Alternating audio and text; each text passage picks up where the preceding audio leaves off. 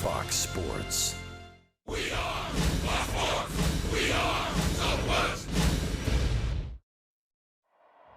45 years ago, a connection began. The ace. Something special between a team and its fans. Historic opening days. Game number 1 of the season. Legendary upper deck shots. That one is crushed, and that ball is history. And Hall of Famers. Young, nice play. Nolan Ryan goes to the mound. Beltray. Unbelievable. Mixed in with our famous Lone Star grit. Through tears of joy and broken hearts, together we became a family. Each April, new hope and expectation fill the ballpark. Come on in, everybody. Opening day, joyous tradition. Opening day. Wondrous sanctuary. Today, we fill our baseball cathedral. And a glorious day for baseball. For the Texas Rangers, history is calling. With expectations high and questions abound, the time for answers begins with 2 simple words. Play ball. Welcome to Texas Rangers opening night, presented by AT&T. What a spectacular night for baseball it is. Opening day here in North Texas, baseball's most celebrated holiday.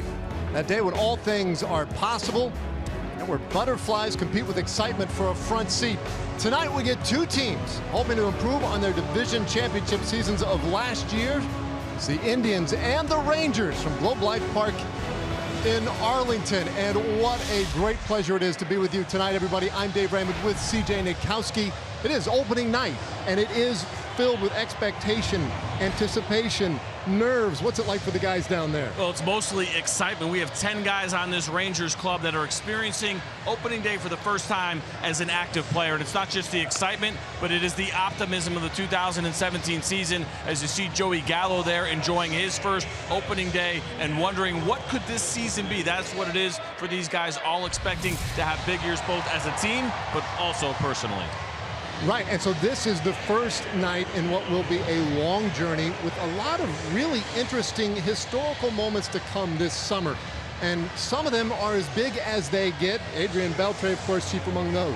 Without a doubt, a lot of good things going on here in Texas. We just heard a huge ovation from Mike Napoli in his return to Arlington. You see the 260 games that he's played here. His prolific home run rate has been fantastic when he has had that Ranger uniform on. But it is Adrian Beltre and the chase for 3,000 that everybody will be keeping an eye on. Certainly something we expect to happen sooner than later. And then the big news, one of our own, one of the best ever to put on the Ranger uniform, Pudge Rodriguez going into the Hall of Fame this summer will be a huge event in Cooperstown. Okay, and then how about this one tonight? Yu Darvish, hard to believe it's his first opening day assignment. It is here in the big leagues. He did it 5 times in Japan, but the first time now he gets to do it in MLB. And the good news for Rangers fans right now is that Yu Darvish is healthy and he is feeling strong both physically and mentally. The stuff looked great in spring training. Expect a big year starting tonight for Yu Darvish. All right, well, a big night, and it's against a pretty good lineup tonight. Without a doubt, the Cleveland Indians, a good club. Not only that, but they got stronger this past offseason. They bring in Edwin Encarnacion. They now have a healthy Michael Brantley as well. We talk about this starting pitching a lot on this club, but it is also the lineup, the depth of their bullpen. They will be a force to be reckoned with this season. One of the greatest nights of the year, opening night for the young, for the aged. Adrian Beltre and company tonight, the Cleveland Indians, Texas Rangers, as we kick this thing off. Rangers baseball.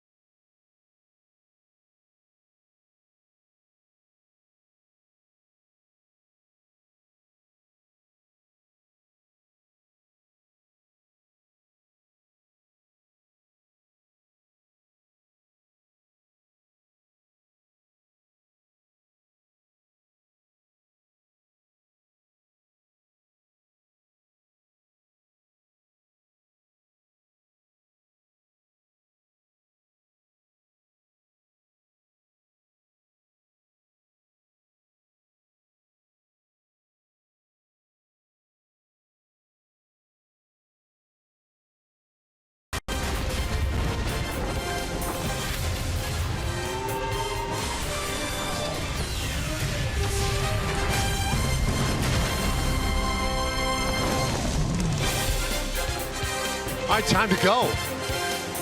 Baseball on opening day waits for no one, CJ. Yu Darvish ready to let it fly, and he starts us off with strike one. Always a good sign to get that first one over the plate. A little bit of anxiety there, I think, for a lot of guys. Just wanting to throw that first pitch for a strike. Doesn't mean a lot, it doesn't, but it is nice to get that first one over the plate. Well, his first task tonight, Carlos Santana, the switch-hitting DH for the Indians. Last year tied for the team lead with those 34 home runs. And he'll swing at the second offering from Darvish. A medium deep fly ball for Nomar Mazara, one away. So let's take a look at these Cleveland Indians. 94-68 last year. They ran away with the Central Division. Santana at the top. They are thrilled with the progress of Francisco Lindor. Great offensive numbers, the Gold Glove last year. Maybe a key for them will be Michael Brantley back healthy and in the lineup for a team that went to Game 7 of the World Series last year. That's a pretty nice addition, along with Edwin Encarnacion, the free agent pickup this offseason as well. Well, not only did they go to a Game 7 of the World Series, but they did it pretty much without Michael Brantley, who in 2014 finished third in the MVP. They thought they would have him last year, but lots of injuries and lots of setbacks along the way, but they were still able to accomplish it without him. Well, Darvish took care of his first man, and now Lindor gets ahead 2-0. You see the numbers from a year ago from Yu Darvish, just those 17 starts, of course, but he was recovering from his Tommy John surgery and really did well. Still had a very nice year, but you hear this time and time again when guys have surgery, when they come back, it's that second year when they finish or feel stronger, and that's where Yu Darvish is right now, and that's why the expectations are so high for a big season. We got to see a little bit of Darvish during spring training. Not a ton, but what we saw looked pretty darn good. Well, he misses with Lindor, walks him on 4 pitches. And here's a look at what you'll see from Yu Darvish as far as what he did last season. That 68%. Fastballs and cutters. That means 4-seamers, 2-seamers, and the cutter kind of all lumped in together there. You see the slider at 19%, which is kind of his go-to. Just a 148 batting average against on that pitch a year ago. One of the strongest. But the curveball, which he only uses about 10% of the time, was even better. Just a 115 batting average against on the bender from Yu Darvish. Now Michael Brantley, left-handed hitter.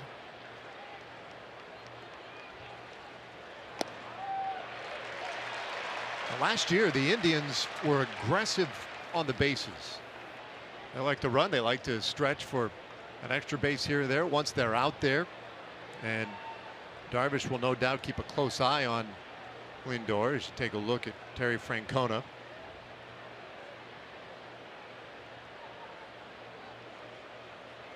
Well, it was a big point for Terry Francona last year that he tried to sell this Cleveland Indians team on, was committing to being good on the bases. It doesn't just mean how fast you are, right? You know, fast guys, of course, can run the bases well, but the other guys, even Mike Napoli, getting them to buy into not just stealing bases, but being good at taking the extra base. They were one of the best in baseball at being aggressive and being successful going first to third.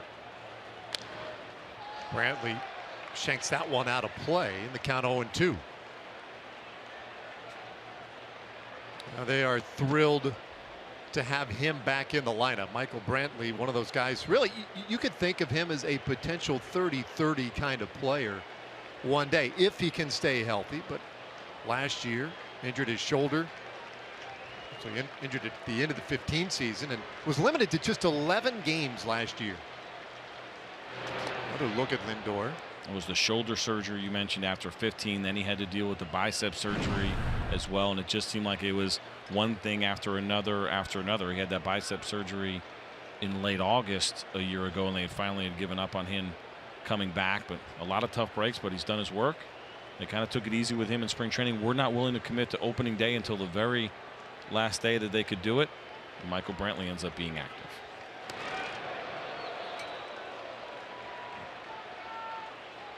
Well, they continue to work on Lindor. Brantley hit .385 during Cactus League play. with just 8 games. Lindor very good on the bases last year, 19 for 24 in his stolen base attempts. Rangers looking for that ground ball, potential double play, but instead they get strike 3 on Brantley. First punch out tonight for you, Darvish. And there's that slider that I had talked about with the great batting average against, but you're not going to hit it if you don't swing at it. And a great job here by you, Darvish. Watch the location. Perfect, right? Exactly where Jonathan Lucroy wanted it. Nice biting depth there. Michael Brantley takes a look at strike 3. Well, that's a calling card for you, Darvish. Strikeout has always been his trademark. He is as good as perhaps there has ever been. So he starts with an off-speed pitch to Edwin Encarnacion. Well, among starting pitchers, he has been. He has 100 starts under his belt. This is his 101st start at the major league level. Of any starter with at least 100 starts in their career, he has the highest strikeout rate, better than 11 per 9. Hard to believe that's better than Randy Johnson. Think about how good he was, a Hall of Famer. Absolutely incredible. But you see the numbers there, 11.3 strikeouts per 9 innings. That is among starting pitchers. Now, of course, we have some relievers that have some higher numbers, but they don't count. They barely pitch, right? They're only in there for 65 innings a year. Now Lindor getting a lot of attention.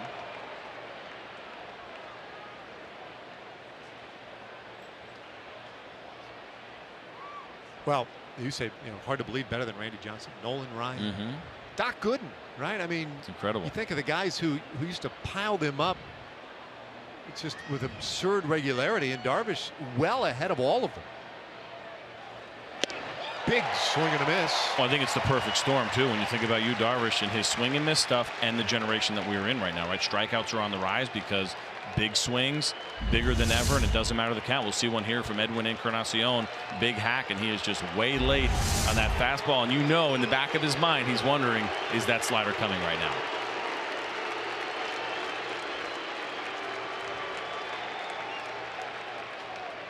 We got the punch out of Brantley. Edwin Encarnacion, perhaps among all Indians in the lineup today, has been one of the tougher outs for you, Darvish, in his career.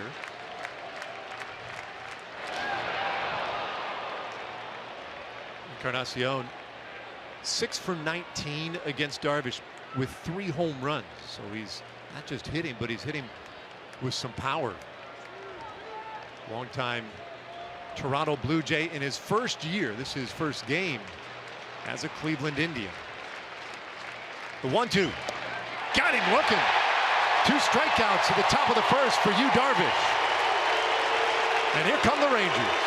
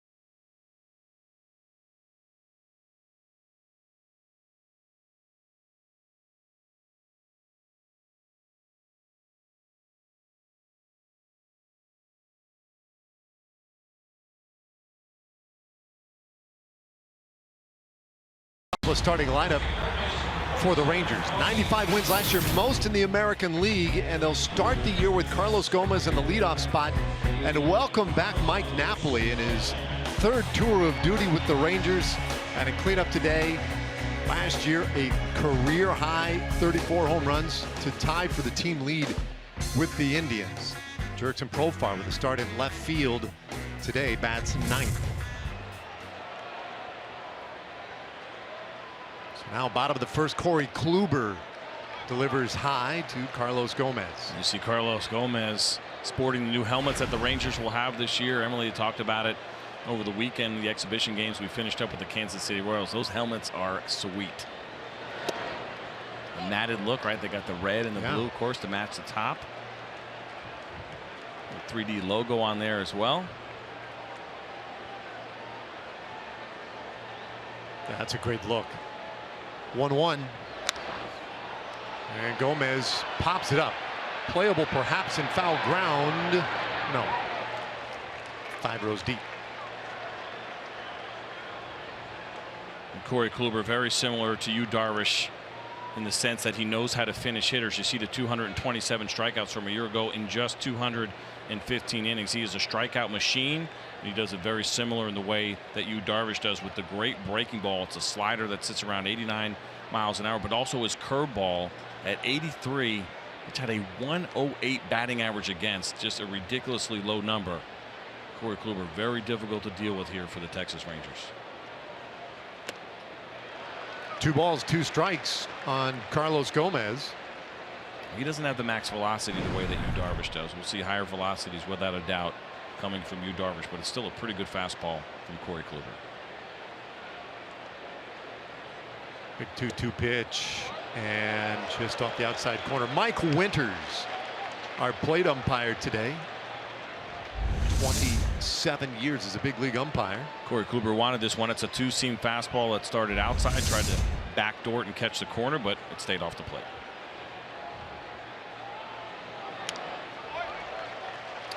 Well, we saw this the other night. We had 2 exhibition games here, Friday and Saturday, against the Kansas City Royals. And Carlos Gomez, I guess would have been what, Friday night, had that leadoff at bat, really set the tone for the night, an 8-pitch at bat. And this will be the 7th pitch of this at bat. He'll get 8 again. He was fantastic in the game. Not only was it an 8-pitch at bat to start the game, and he ultimately ended up striking out, which is not ideal, but still a quality at bat. But his next 2 at bats, he came up in RBI situations and swung at the first pitch and got the job done. And so it's a matter of what the situation is. And right now, as a leadoff hitter, Carlos Gomez has had some excellent at bats leading off the game. Doing battle here with Kluber, 3-2. And he'll walk. So Gomez with a terrific at bat to get things started tonight. As we take a look now at the Cleveland Indians and what they will have out here defensively, you're going to notice something that is different, and that is that there is no Jason Kipnis at second base right now. And so what happens is Jose Ramirez slides over to second. Diaz now getting an opportunity. He'll be at third. That is Jose Ramirez's regular position. Also, Lonnie Chisenhall will start the season on the DL. He is usually the regular right fielder for the Cleveland Indians, so it'll be Almonte in right, at least early on here in the season. As you take a look at Jose Ramirez, who's just the recipient of a very nice team-friendly contract just a couple of days ago. Chu takes a strike from Kluber. 5 years, $26 million on that deal for Jose Ramirez, who might have been the Indians MVP a year ago, or at least quietly, maybe one of their more underappreciated players. Indians have been doling out the 5-year extensions this last week. Locking up a handful of guys lately. Runner going. Pitch looked good. The throw down to second. Oh, got him. Well, that one might want to replay. Yeah, Jeff Bannister out already to say, hang on. We might need to take a look at that. Yan Gomes last year threw out nearly 35% of attempted stolen bases against him. And we'll see if we'll have our first challenge. Full speed, it certainly did look like Gomez got in there. Decent jump as you see him peeking in. We'll see there whether or not that left hand got to the bag before the tag from Francisco Lindor. Nice job by Yan Gomes, man. He got up quick and made a great throw. But let's take a look at this super slow-mo here. Watch the left hand. Tough to tell exactly when the tag got there on that one. Take a look. This should be the angle that should tell us. Watch that left hand. I'd say he is probably in there. We will see. It's close. The problem is if it's too close, and what we've seen with instant replay, of course, is that they end up sticking with the call that was called on the field. Right, that takes precedent. Now the reality is, looking at those various angles, it almost looked as if the tag never really got to Carlos. And that's the part that they will have to decide here. Certainly got a bunch of good looks at it. And of course, the new replay rules now that we're dealing with, right? 30 seconds to decide whether or not he is going to be, that they're going to challenge, as you see that there. And then the next rule is kind of fuzzy a little bit on the 2 minutes, right? It's supposed to be 2 minutes unless they need more time, right? Which means, like, we'd like you to get it under 2 minutes, but if you need more time, we will give it to you. Yeah, all these are really guidelines as much as anything, but you have, as a manager now, you have 10 seconds to at least indicate to the umpires, hey, we might want to take a look at this. And then you have, you know, once you make that decision, then you have 30 seconds to go over it, relay the message down to the dugout and say, okay, we are or are not going to challenge it. Which is a good idea, right? Rob Manfred, our commissioner, has been all about the pace of play. Well, you hear the fans reacting. Oh, and there's the call from Mike Winters. Fans were reacting positively to what they were seeing on the scoreboard here at Globe Life Park.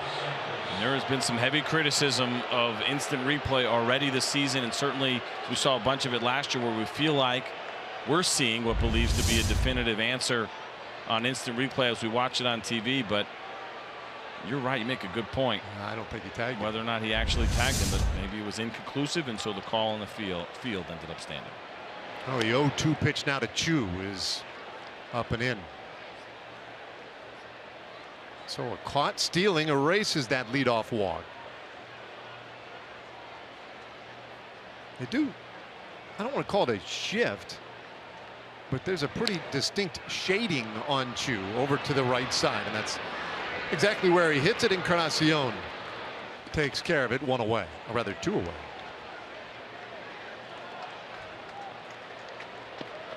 So Kluber gets a little help from his catcher, Yan Gomes.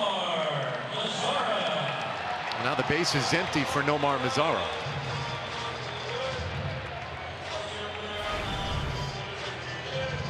You see the numbers last year for Nomar. All but 6 days of last season spent in the big leagues. Came up as a 20-year-old, dazzled. Big power numbers, 20 homers for the year.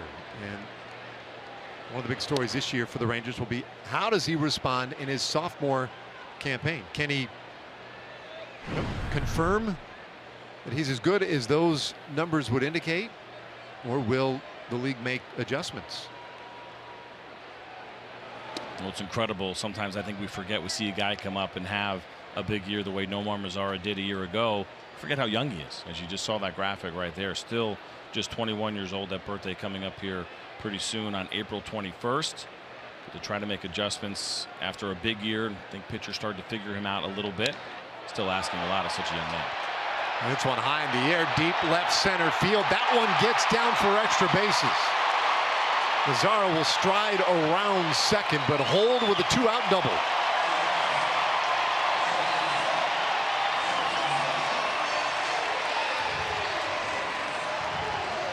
Well, that was certainly the swing of a mature hitter, and a guy who looks like he is learning some things. A fastball that was middle away. Younger hitters a lot of times try to pull that pitch, but Nomar Mazara against Corey Kluber just trying to take it the other way, and does it with some power as he drives that ball to left field. That is a very good sign for his first at-bat in the 2017 season.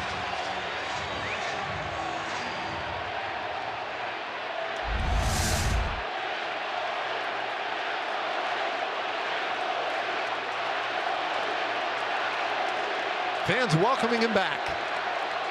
Mike Napoli.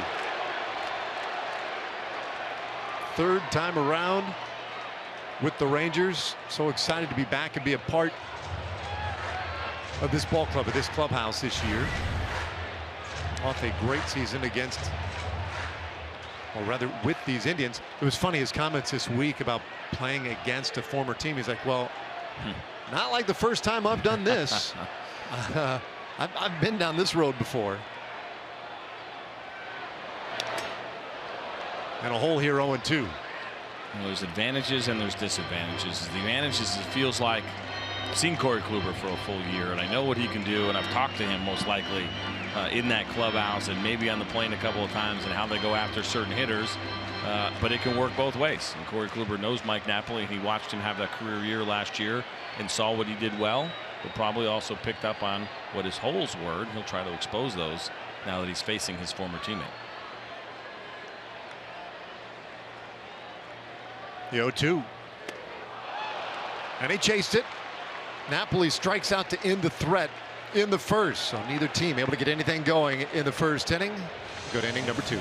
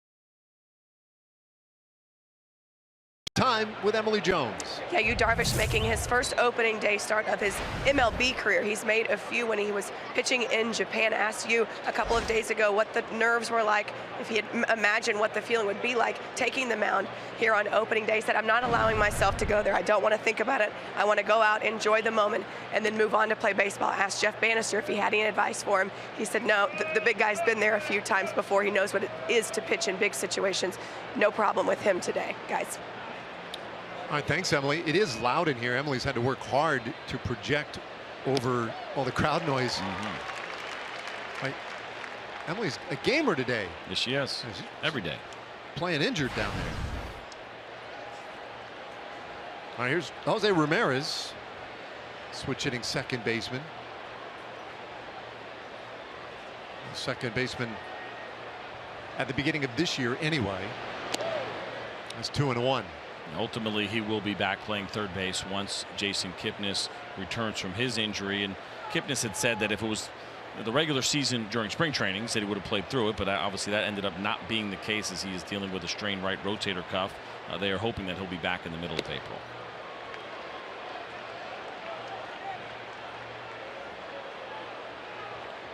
Well, nothing like opening night, opening day, however you want to refer to it. Packed house. And a spectacular scene as Darvish walks Jose Ramirez to start the second inning.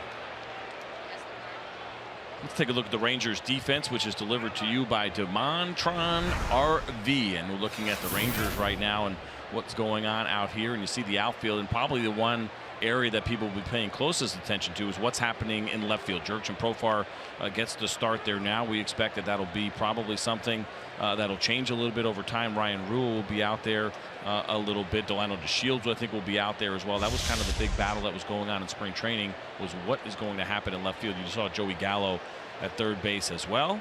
If you're not fans, Adrian Beltre will be back as soon as he gets that calf taken care of. A little pop-up back of second base, and Andrews right there for it. And there is one out in the second inning. Well, opening day, the happiest baseball day of the year around Major League Baseball, but it must always be opening day for Elvis Andrews. Every day is opening day, and I've only been around this team for a little while now to start with spring training, and obviously today being opening day, opening night, and you can pick up on it right away. It's an infectious, genuine personality, one that is always happy and loves playing this game. Quick toss to check in on Jose Ramirez.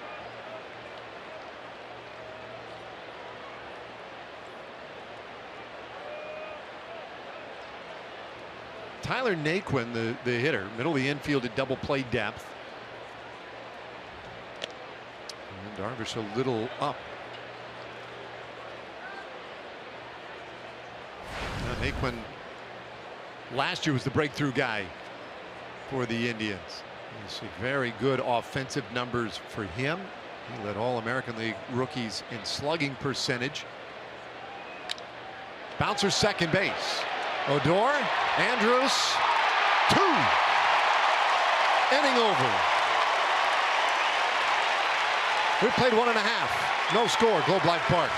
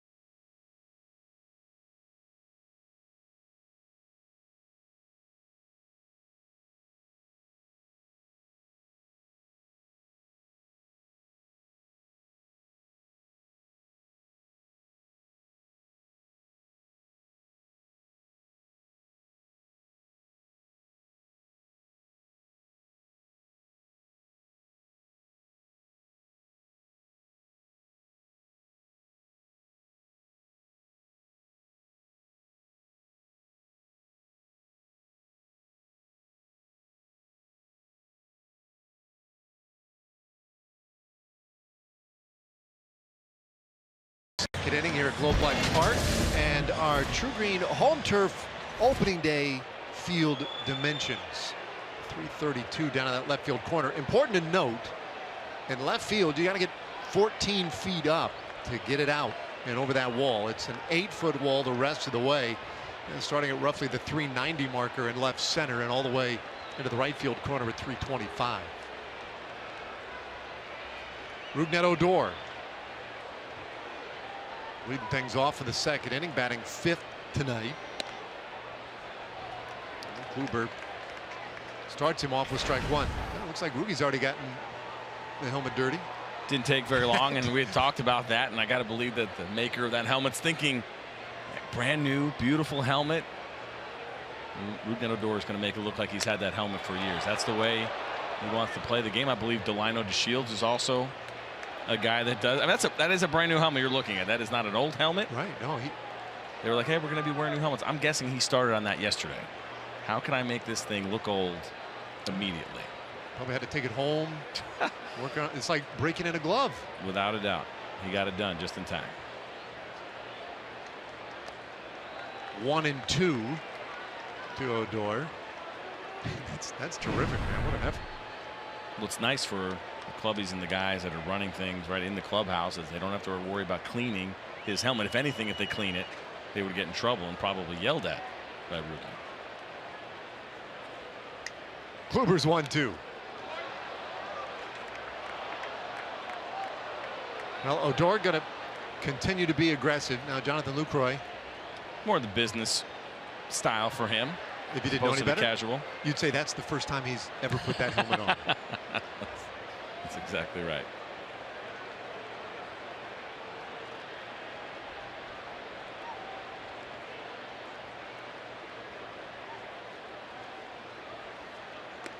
Two and two. Well, this could be a big year for Rougned Odor. We talked last half inning about the Indians starting to reward some of their young players, buying out some free agent arbitration years, and the Rangers have done the same with Rougned Odor with a full count and a significant move. 6 years, $49.5 million, and as exciting as that near $50 million is, maybe not as exciting as the two horses that were also thrown in on the deal. For those of you that follow that story, pretty amazing. I'm not going to try to explain what kind of horses they were. I botched that recently. Odor hammers one out to right field. Almonte is back, and it's gone.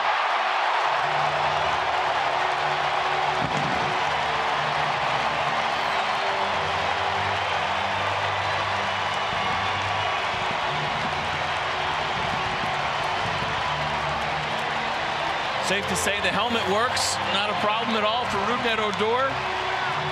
First home run of the year, gets himself in a really nice count. 3-2 Corey Kluber, and forcing Kluber to come into the strike zone.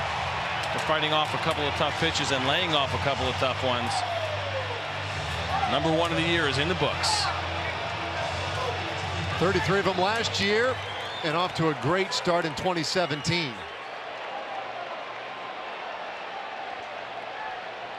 Boy, you talk about a real good at bat. Gets it to a full count and then drives it out of the yard. And we think of Rougned Odor as such an aggressive hitter, not a guy to go deep in counts per se. It looked like a cutter that they were trying to go down and in with, and instead that ball just spun and hung over the middle of the plate. His eyes lit up and he crushes that one. Line drive home run to right field. Now 1-1 on Jonathan Lucroy.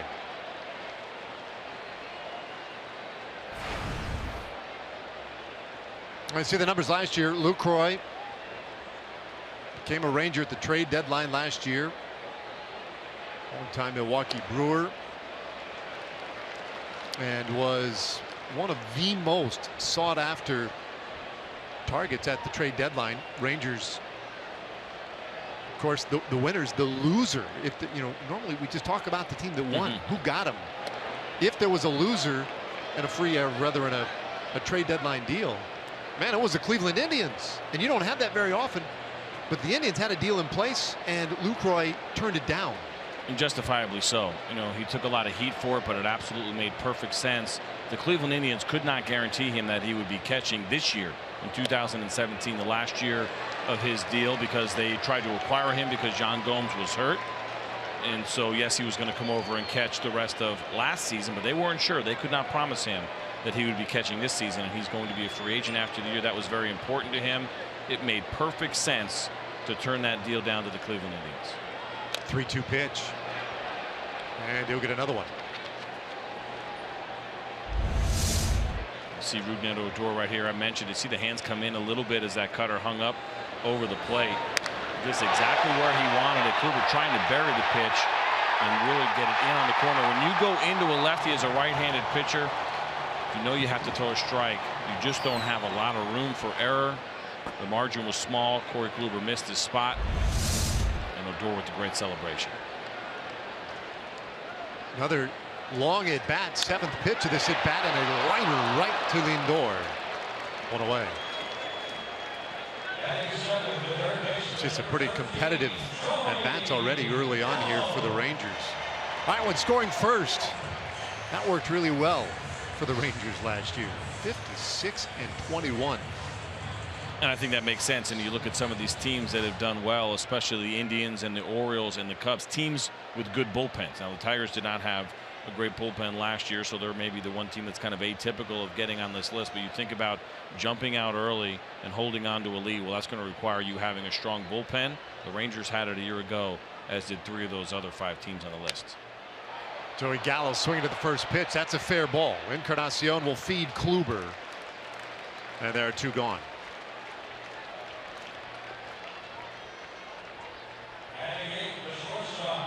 Well, a rare quick at bat for Kluber tonight. Rangers have made him work.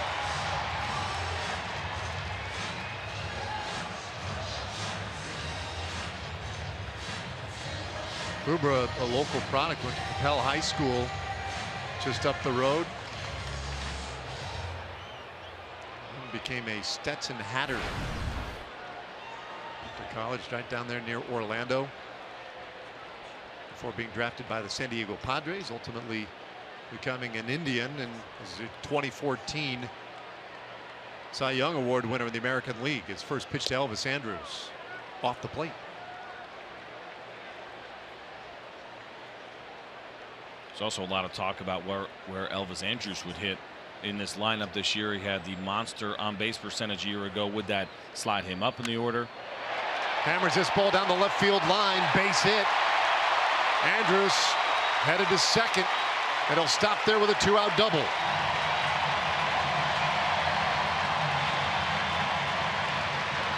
There have been some really good swings by the Texas Rangers in this inning. Not only the hits, but the outs as well. The hard line out by Jonathan Lucroy. Even the Gallo ground out was hard. But here's Elvis Andrus now chiming in on a ball that tried to get up and in, but did not get in far enough. And again, when you see a guy righty on righty, especially pulling the ball, that means hands in, getting the barrel to it, elbow close to the body. Good job by Elvis Andrus to keep things going here with 2 outs. Oh, we've already made mention of some of the really competitive at bats that they have given Corey Kluber here early on. That's the 3rd extra base hit already against Kluber. So making some very solid contact is now Jurickson Profar. Takes ball 1.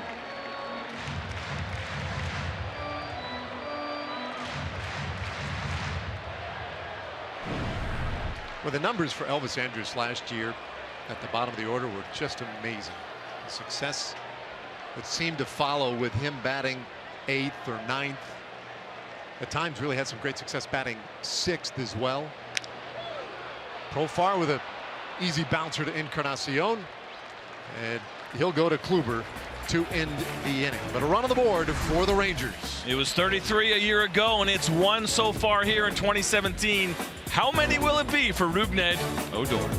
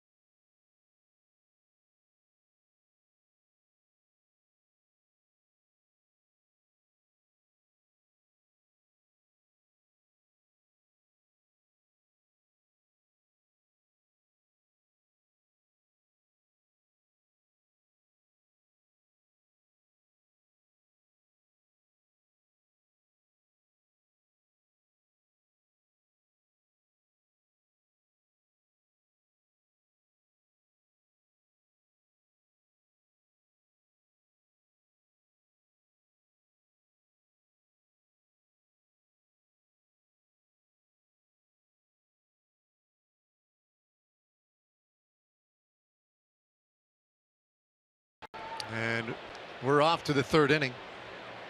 Now, home run by Rougned Odor breaks the scoreless tie tonight, and the first pitch to Yandy Diaz is in there for a strike. 25-year-old Cuban. This is big league debut. His opportunity came, as I mentioned earlier, because Jason Kipnis went down, and people in this organization rave about the bat on Diaz and saying that it's very mature. There hasn't been a lot of power, but last year in AA and AAA, well, there's the AAA numbers overall, as you see. But the power isn't high, but they love everything else that he does. They say he has a very professional, mature approach to hitting, lets the ball travel, but right there he takes a called third strike against Yu Darvish. Tough opening day assignment for a kid. Not only is it the third strikeout for Yu Darvish, but those are three looking. Now, you can expect that to happen when you have a guy that has patience, that is willing to walk and work counts, that he's going to be called out on some tough pitches, and a Yu Darvish fastball down and away absolutely qualifies as a tough pitch. Well, 3 strikeouts, and now the 9th place hitter, Abraham Almonte. Almonte, a switch hitter, bats left-handed. Here's an oddity. You know, when you think about strikeout pitchers, one of the concerns you might have is that, well, it piles up pitches on a guy, right? Sure. And sometimes shortens their ability to go deep in a game. His 3 strikeouts tonight have come on a combined 10 pitches. That's the way to do it. That's the way to punch guys out and stay in the game.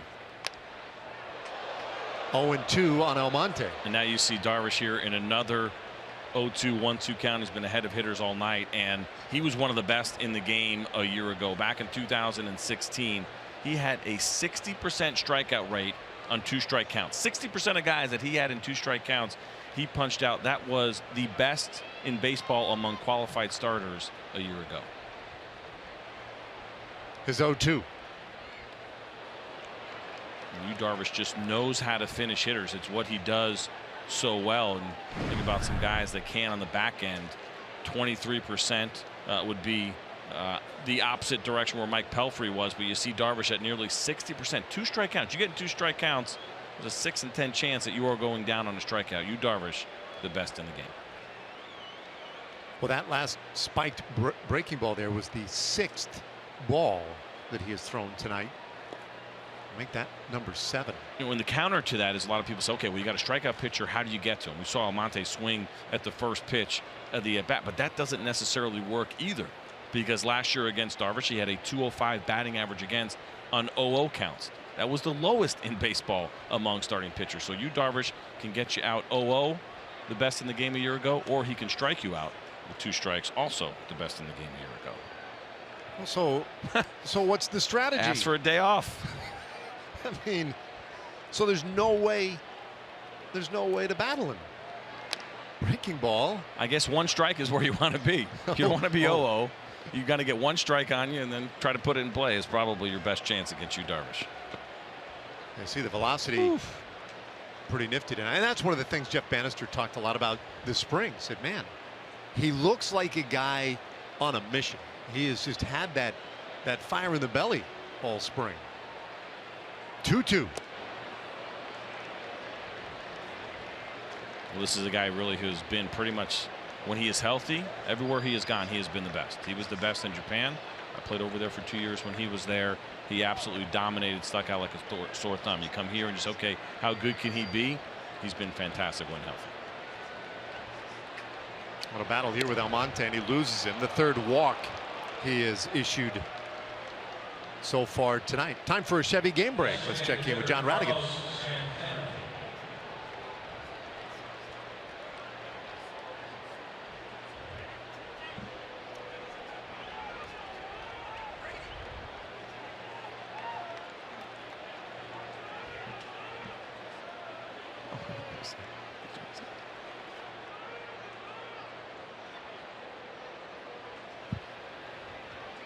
Yeah, thanks, John. 1 out, a man on here.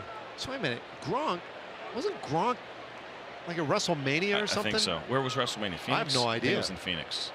And so then boom, out to Fenway to. It's the life of a big time athlete, buddy. Do what you want, go where you want, when you want in the offseason. Just fake tackle people, whatever the venue. I mean, he's not going to miss the Red Sox opening day. Strike to Santana. The count 1-1. Carlos Santana 0 for 1, flied out in the first inning. I mentioned earlier Mike Napoli and then this guy Carlos Santana tied for the team lead last year.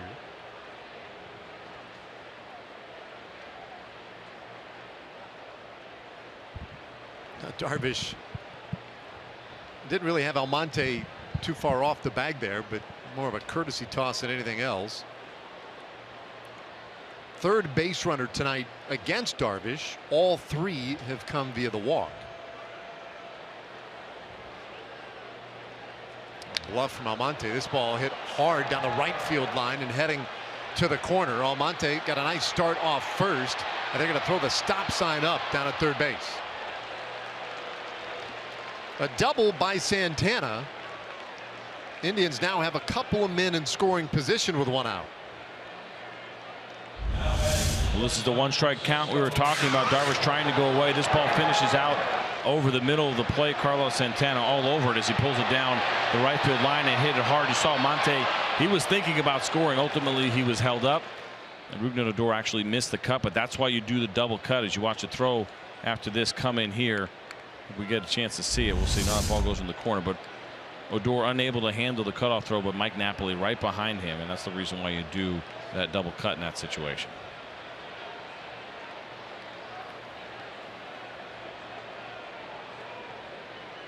So now for the first time tonight, Indians in a legitimate scoring threat here.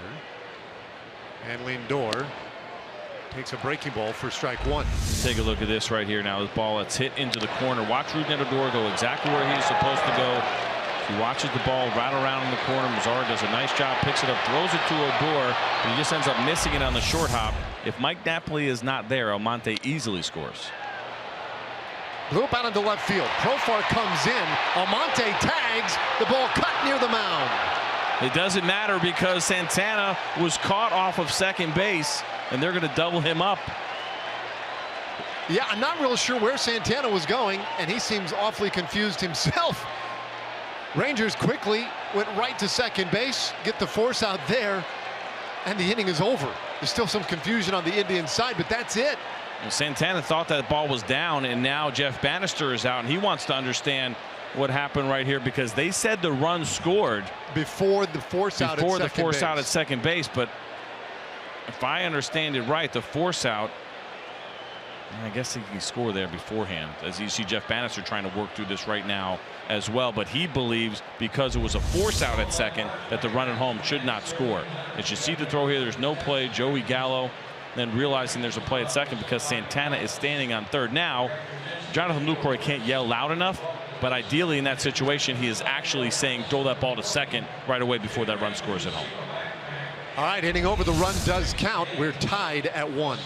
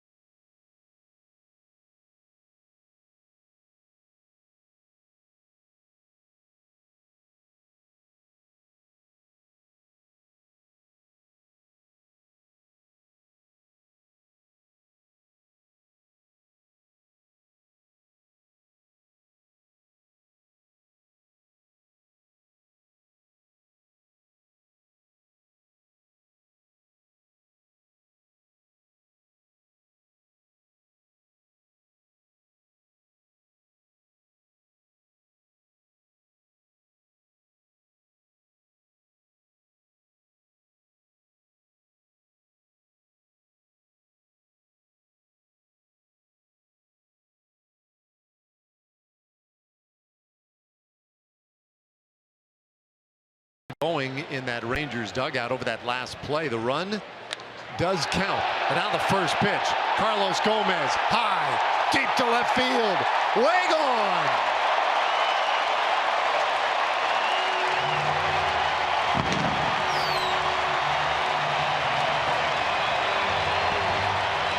What did we say Carlos Gomez did last game? 8 pitches in the first at bat. That's exactly what he did. But then he comes out swinging the first one, almost if he's fooling Corey Kluber into thinking that he will be patient. He was not. He jumped on the first pitch that he saw, and he absolutely hammered that baseball up in the second deck. Did it come down? That was a bomb. My goodness. And that's the guy who joined this Rangers team last year in late August and came alive. Chu fouls off a strike. An absolute no doubter. Carlos Gomez knew he got this right away. Watch him take a look, and he deserved to look at it as he started walking right out of the box. Camera up. It's higher. Go up. It's in the second deck. An absolute bomb. Wow. 1-1 to Chu. So a couple of home runs off Corey Kluber tonight. Odor with the line drive home run to right field. But Gomez, that was a monster.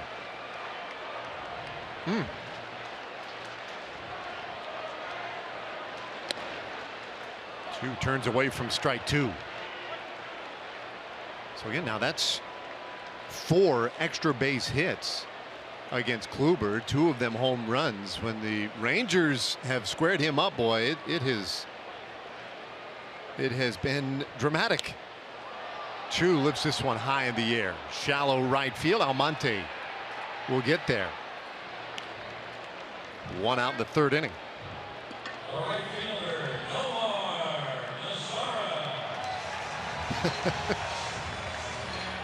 Make sure. Right there to the left of Carlos Gomez. It looks like twice he just said, whew. That's only the 20th to ever land in those club level seats out there in left field. Been a while too. Nelly Cruz. This ballpark opened what, 1994? Yeah. So it is less than 1 per year. That'll give you an idea how special that home run was. Estimated over 460 feet. What? Oh my goodness. That's just me though. That's just my. Oh, you just looked at my it. eyes. You got like your thing for your golf ball. You look at your golf finder. Yeah. Gomez, he might be talking about this for the next couple of days. Listen, not only was it an impressive home run, but it was against an impressive pitcher, I think, which makes it all the more fun for Carlos Gomez. 1 strike pitch in the dirt. Well, doesn't StatCast, won't they tell us what that is? They will. Oh, they'll tell us it all, buddy. Okay. Launch angle, exit velocity, which way the wind was blowing, how many times the ball spun on its way out, I think is in there. More than twice. 1-1. So Kluber been knocked around just a little bit. Zara doubled off him back in the 1st inning. And I would say that would be one question for the Indians, is how Kluber will respond to the heavy workload last year. Mazara bounces one up the middle, another base hit. He's 2 for 2.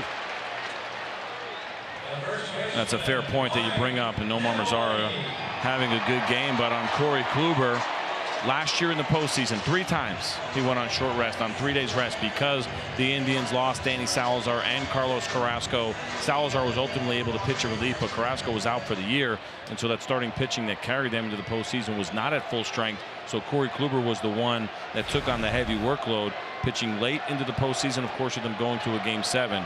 But like I mentioned, 3 times he went on 3 days rest, once in the League Championship Series, and then 2 more times in the World Series. That is asking a lot of a 30-year-old pitcher.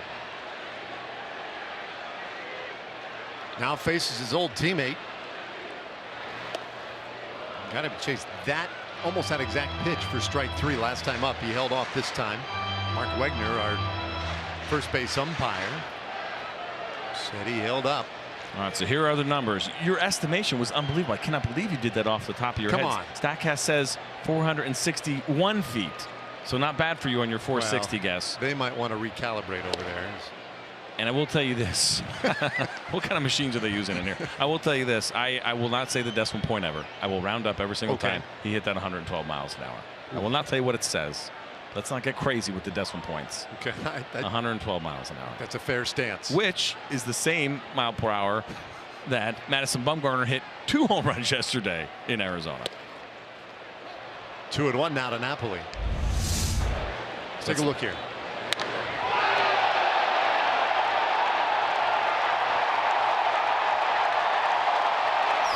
Just incredible. I got to tell you, watching it is fun, but listening to it is just as much fun. That was a loud home run from Carlos Gomez. 2-1 to Napoli. And Kluber has dug himself a little hole here. Rougned Odor, who homered last inning, waits on deck. This is the 4th 3-ball count tonight for Kluber. Bill Hasselman on that list of guys that have played here 3 times. Ruben Sierra, Darren Oliver, played with all those guys. Kenny Rogers. Mazzara going, and there's ball 4. So Napoli draws the 2nd walk of the night against Kluber. Rangers have a couple of men on now for Odor.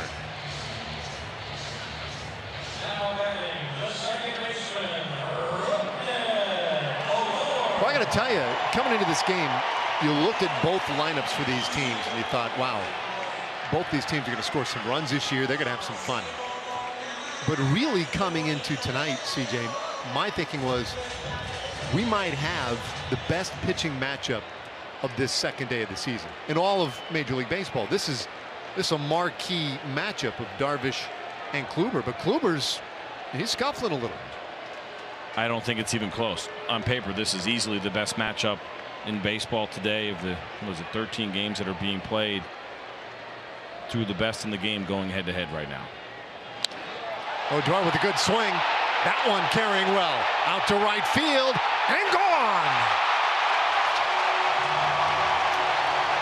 A 3-run shot for Odor. 2nd of the night.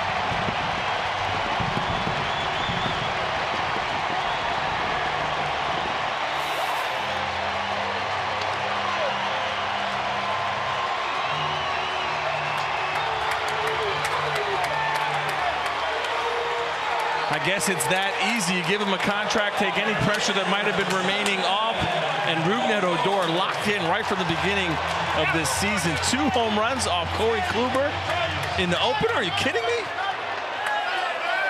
1 for each horse. The dirty helmet strikes again, and watch this pitch right here. The high leg kick gets it down on time. He actually went out and hooked this one. This pitch was away. The one that we saw before earlier was up and in, but you see him kind of get around it, just hook it up, get it up in the air, and let it fly.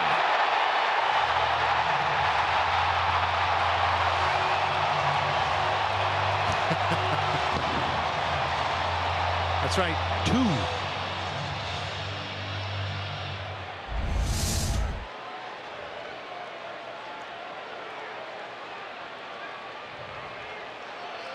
My little fella can hit.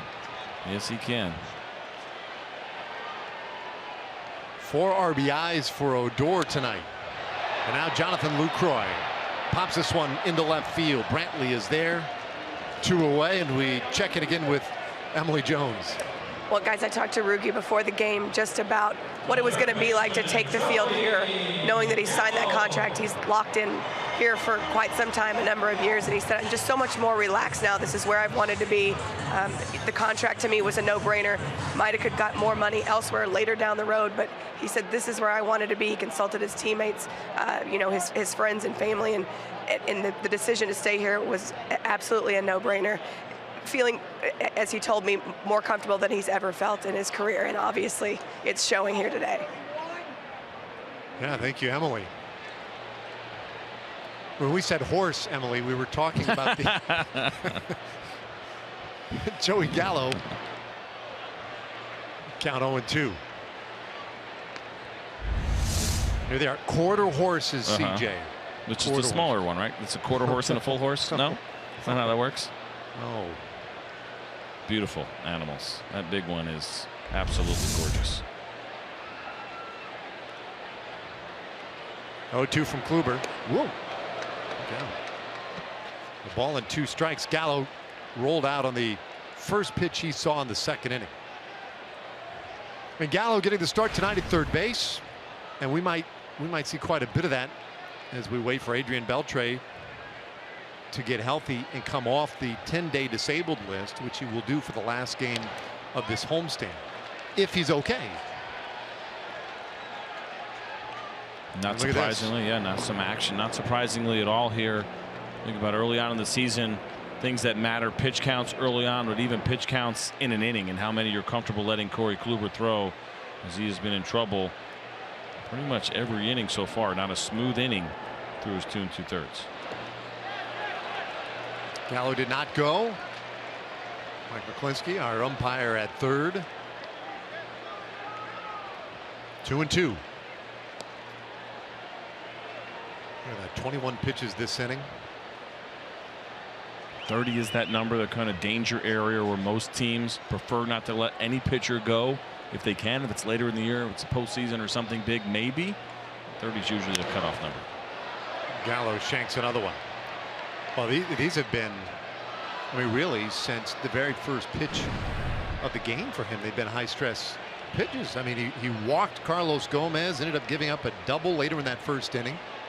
That was all high stress. The home run of the second, 2 bombs here in the third.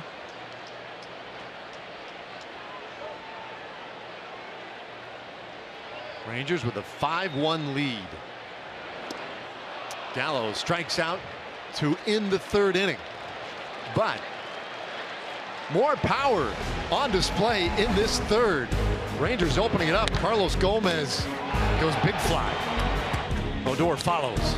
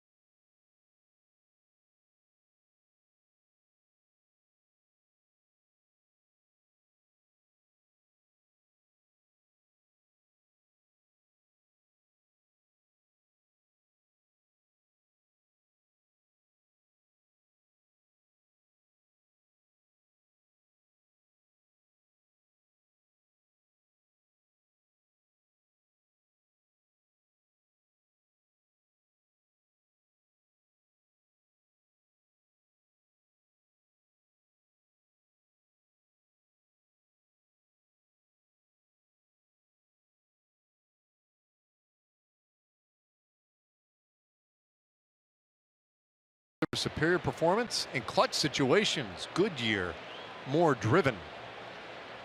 There's your scene on opening night here in Arlington, and there's your hero, and there's your other hero. And Yu Darvish has pitched pretty well in addition. Ground ball, nice backhand stop by Odor, the quick fire in time. And a great play by Mike Napoli as well on the back end of this play. Rougned Odor It was a great job to backhand this ball and then catch it on the short hop. Not an easy thing to do, showing off the hands right there. Watch Mike Napoli. As a first baseman or any position player for that matter, when you're receiving a throw, you always anticipate that it'll be a bad throw. Never assume a guy's going to throw you a strike. This ball was up the line just a little bit, but Knapp does a good job of holding the bag and picking that ball out of the dirt. Look at this. Odor spin, have an inning. But watch Mike Napoli. Good job. So one quick out. And Edwin Encarnacion, he struck out looking back in the first inning. Takes ball one. Kind of an interesting note we'll see here in the box score was that Francisco Lindor with that line out the end last inning in the third inning. Jeff Bannister seemed a little bit upset, wondering why the run scored. He actually did not get credited with an RBI. He got credited with the sacrifice fly, but not the RBI. And I wonder if it was because it ultimately was a double play, right? We talk about how you don't get an RBI on a ground ball double play. That would seem kind of silly to penalize him, but as of right now, he does not have an RBI in the box score. And as I said, it had changed. Of course it did. It was 0. I promise you it was 0 like a minute ago. Now it's in there. There it is, where it should be. Forget what I said. I think you could make the argument, right?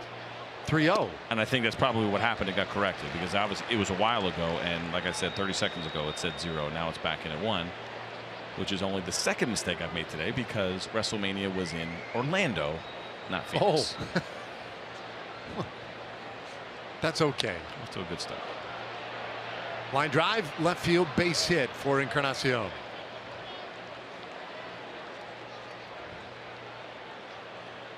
Well, our Kubota Power Stats brought to you by Kubota. We take a look. Some numbers for you, Darvish. We were talking earlier about the starters with at least 100 games in the big leagues. He's the all-time leader. Look at those guys right behind him. Lincecum, Gooden, Romo, Mark Pryor. Now those are absolute numbers. When you start talking about per 9 innings, the difference really is that much more dramatic. It's almost one more than the next closest on that list. Without a doubt. You start talking those, when you start talking about the rate stats, he really sticks out amongst the group. He's a strikeout pitcher. He knows what he's doing. He knows how to finish hitters. What it really is amazing to me when I look at you, Darvish, is that you look at his time in Japan. I mentioned it and watched it firsthand. He absolutely dominated, which I think is fair to say. Offense in that league is not as strong as it is here in the big leagues, right? I mean, it's a good league I played in. It's very competitive, but it's not as strong as what we see every day. This is where the best hitters in the world are, here in Major League Baseball. His strikeout rate got better when he got here. Now, yes, in Japan there's more contact hitters and guys that are shortening up, but still really impressive to me that his strikeout rate actually jumped significantly. He was only striking out a little bit over 8 per 9 when he was in Japan, and now here he is 3 better than that in the big leagues. Jose Ramirez hits one hard out to right center field. That one will end up in the seats. 2-run shot by Jose Ramirez comes on a 2-0 pitch. Makes it a 5-3 ball game.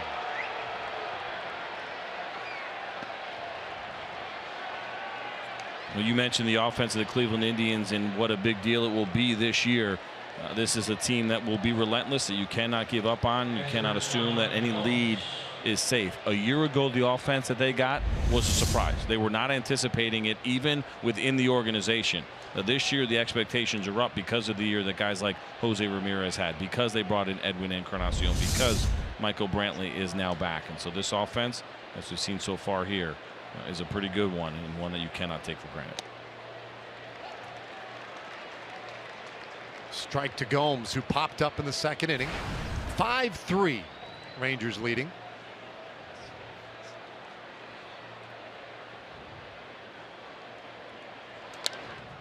And Gomes stays in on this one, but shoots it out to Mazzara, 2 away.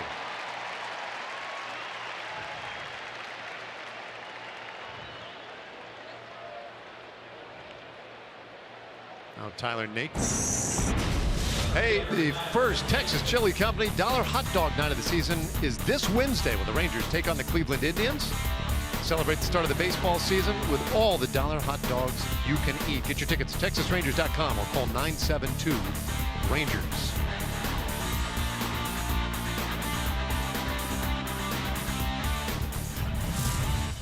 Well, 2 gone here. Base is empty for Naquin. Darvish, it seems to me, has gone with a lot of first pitch breaking balls. Could be. We call it pitching backwards a lot, right? You try to get guys off your fastball. If you feel a little bit more comfortable, he certainly has a good breaking ball. And it could be if the fastball command isn't there, right? As he goes back-to-back breaking balls to start off Tyler Naquin, who, if you look at scouting reports, he'll tell you he struggles on good fastballs that are up in the zone. So that could be an indication of how Yu Darvish is feeling with his fastball command right now. 3 strikeouts so far tonight. 0-2 to Naquin. Upstairs. And as good as Tyler Naquin was last year, that is the spot where you can get him. It's elevating, not even great fastballs, but pretty good fastballs from right-handed hitters. He struggles with them. We saw it in the postseason. Pitchers started picking up on that at the end of last season. Naquin, did he hold up? Yeah, he did. And the count 2-2.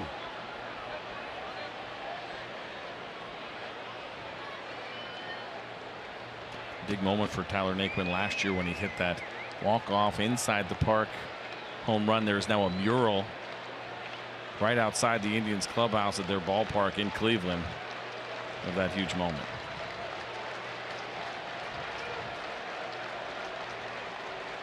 Two. Odor again. Gobbles it right up. Inning over. Jose Ramirez with a 2-run homer, though, gets him back in it. It's been Rougned Odor's night tonight. Great defensive play. Started the bottom of that inning.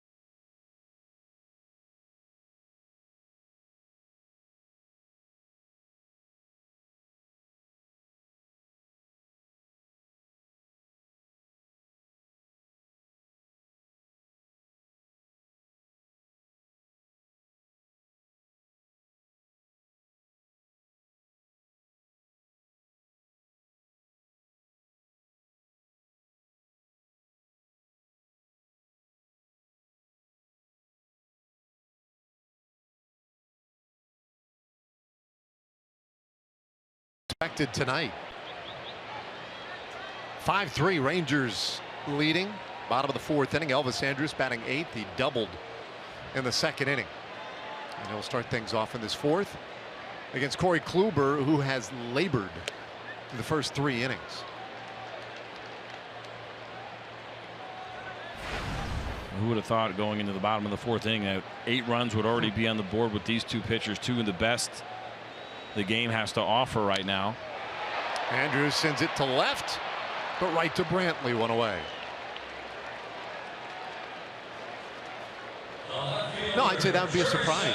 Darvish has pitched well, gave up the home run to Jose Ramirez, and there was that wackadoodle sac fly double play that got a run, but Otherwise, he's pitched really quite well. That's why I stay away from the prediction game in baseball.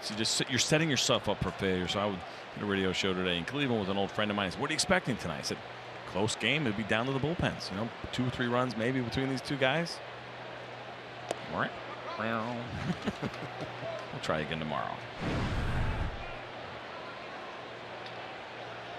Now Profar rolled out to first back in the second inning. He's 0 for 1. Now Jurickson tonight getting the start in left field, and some conversation earlier today about how he may be used. It's pretty clear he's going to be used all over. And it's 2-1. So much value in that now. I think it is appreciated in baseball more than ever. Ben Zobrist kind of put it on the map. First legitimate kind of super utility guy. We've had utility guys, but not ones that you necessarily were trying to get in the lineup every day because they could hit. I think Jurickson Profar right now will serve that role for the Rangers, especially with Adrian Beltre being down. Say you get a tough left-handed pitcher out there, you don't want Joey Gallo starting, you could put Profar out there if you want, and then certainly have plenty of outfielders to choose from between Rua and Delino DeShields if you want to put them in left, whatever it may be. So his flexibility is going to really come into play for the Rangers, and just such an important role to be able to have a guy like that you can put in the outfield, put at multiple positions in the infield.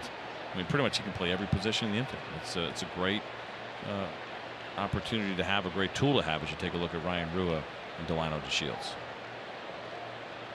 Rua, who can maybe spell guys on the corners on the infield, play anywhere in the outfield as well.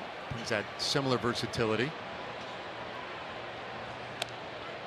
Called strike 3. Profar down looking. I'll give you a name though, going back a little ways. I'm with you. Zobrist is a guy who's really made it sexy. Take a look here. Corey Kluber trying to go in. That is such a great pitch when he has it working. We call that from righty to lefty a front door 2-seam fastball. It is a ball the whole way, comes back and catches the corner. When he gets that pitch going and going consistently, he's very tough. What's the name? Throw a name at me. Mark McLemore. Mac. I never heard of him. Yeah. Oh, that's right. I was talking to him on the pregame. That's right. Mark McLemore. Now I know who you're talking about. Love Mac. You know, Mac, I mean, and sometimes, especially when Mac was doing it, I think there was a misperception that when you were a guy used all over the diamond, that you were just sort of decent in different places. Right? Whereas now we understand, no, these are guys you want their bat in the lineup. And so you're finding a spot for them every day. And I think that's where Mac was when he played. He was kind of at the leading edge of this whole thing. As Gomez went around to count 1-2. I think you're absolutely right. Yeah, that makes sense. When you look back at his career, I mean, he was in the lineup like every day. That's right. Played left, played right, played third base, played short, even played a little bit of center. But of course, the majority of that time came at second base, and he did it well, and also swung the bat well in the process. That's probably the big key. Well, best half inning of the night for Corey Kluber, his first perfect frame.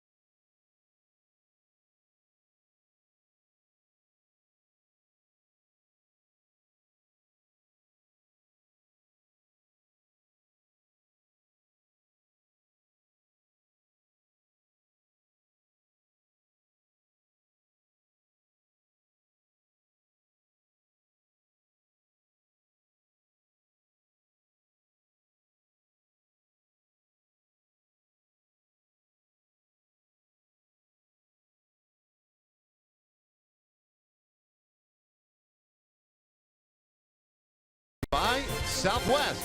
Yes to low fares with nothing to hide. That's transparency. And by Texas Ford. Visit your local Texas Ford dealer. Ford is the best in Texas. Yandy Diaz leading off the 5th inning. And takes ball 1. He struck out looking in the 3rd inning. 5-3 Rangers on top. Great to be with you this Monday evening, and happy opening day. It's been a happy one so far for Rangers fans, as the offense has certainly come out through 4 innings so far, hitting the long ball. I mean long ball. My goodness. Carlos Gomez, 461 feet. 2-1 now to Diaz. How about the season officially opened yesterday. 3 games around Major League Baseball. Madison Bumgarner was something else. But the Giants, San Francisco Giants, the more things change, the more they stay the same. What a devastating ending to that game for them. You think about now their last 2 losses, of course, losing in the NLDS to the Cubs last year, trying to use 5 relievers in the 9th inning to close out a game. Didn't happen. What do? They go out and they spend the money on Mark Melancon, who is one of the best closers our game has to offer right now, especially on the free agent market. Blows a save in his first opportunity. 3-1 pitch, and Andrews lays it into left field. And Diaz is aboard on the error. And there's a rare one on Elvis Andrews. Give Diaz a little credit here. This ball was absolutely smoked, and you can see why people around the Indians organization are excited about this guy's swing. Yes, Elvis will tell you he probably should have had this ball, but it got on him very quickly. Diaz squared that one up. So the rookie on over at first base. And Abraham Almonte, who is, well, he walked in his first time up.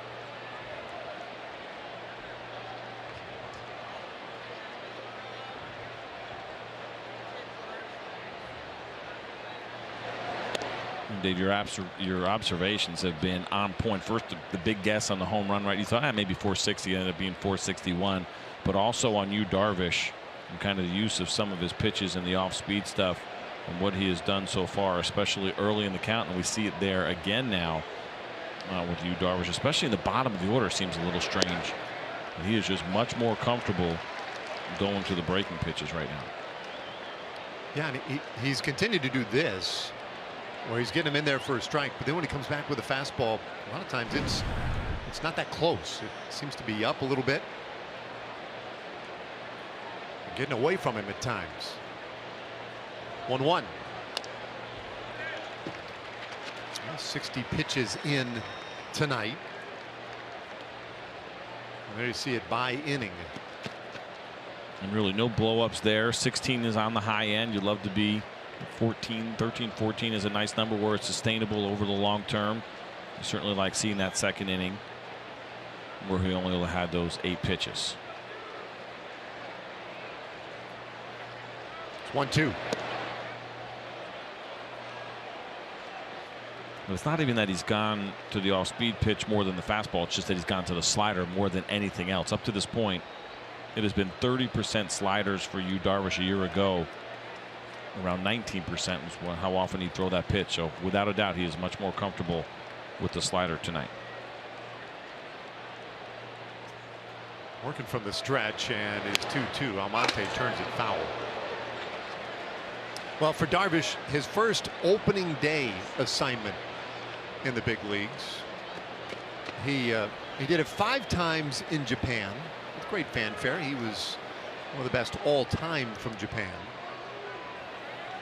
And in his first starts of seasons, his 4 previous seasons, 4-0 with a 2.05 ERA. So he's always been dominant his first time out. Runs the count full now on Almonte.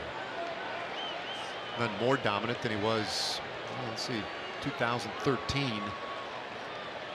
when he took a perfect game to within 1 out in Houston.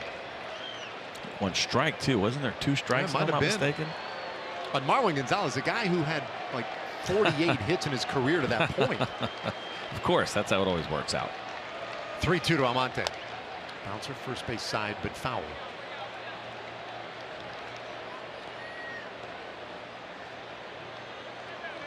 Almonte, another of the many switch hitters, 4 switch hitters in the Indians lineup today. Gives Terry Francona a lot of flexibility in making out his lineup card every day. 5th year as manager of the Cleveland Indians.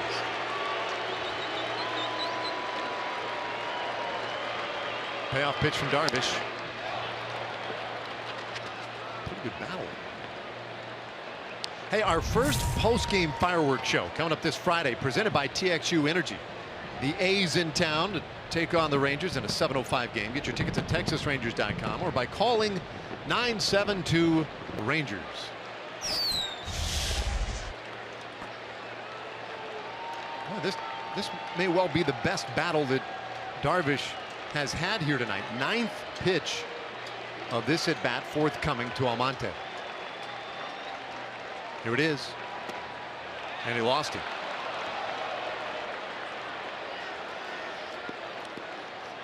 All right, so here you go.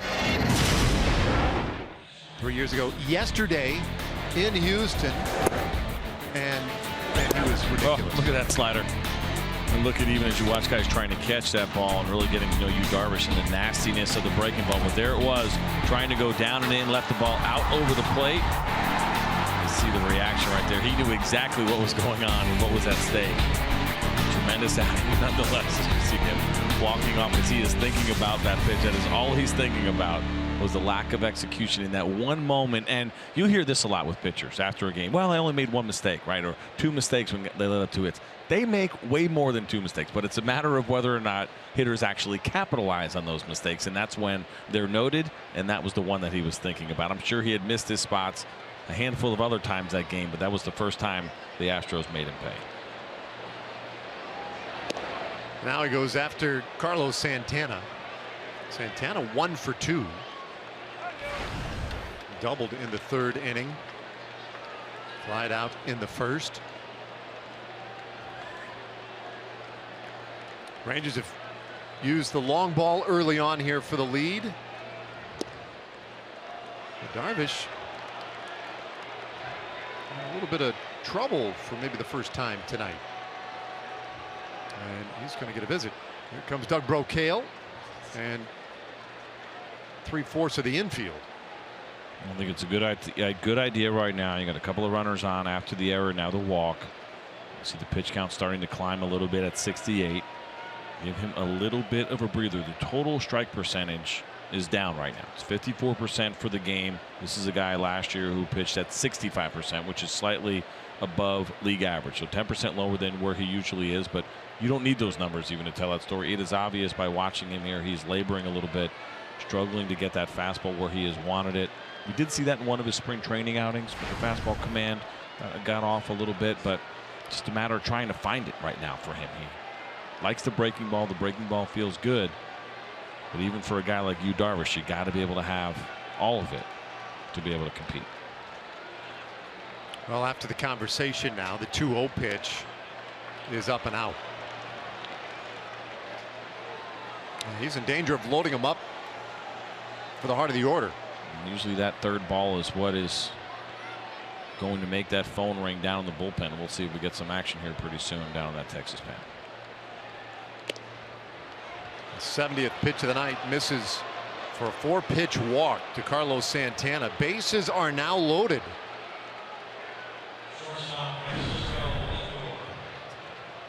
And it brings up Francisco Lindor, who has no official at bats yet. A walk and a sac fly for his first 2 plate appearances. And there's Tony Barnett.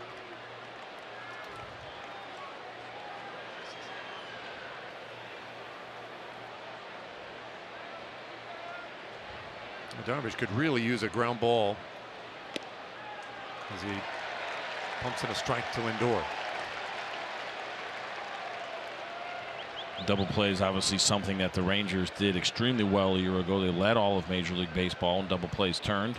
Darvish already has 1 tonight. He got Tyler Naquin back in the 2nd inning. you said, one here would be huge. Even better, the strikeout than the double play is probably his best chance of getting out of this, but he's also trying to go through the middle of the Indians' order for the third time around. As you see another breaking ball here, and even that pitch, right? It's a swing and a miss, but it's mislocation of trying to go in, and that ball just kind of staying away. Looking for his 4th strikeout of the night, the 0-2. And a little tapper back to the mound. They get the out at the plate. Double play.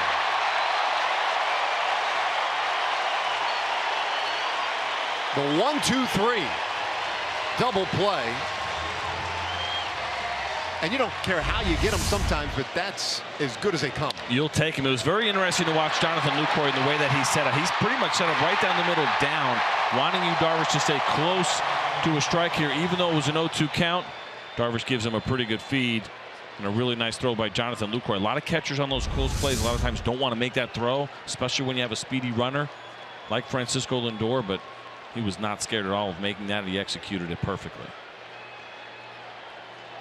Boy, is that a big double play. Now Michael Brantley. Brantley hitless in 2 tries so far tonight. 3rd place hitter in the Indians' order.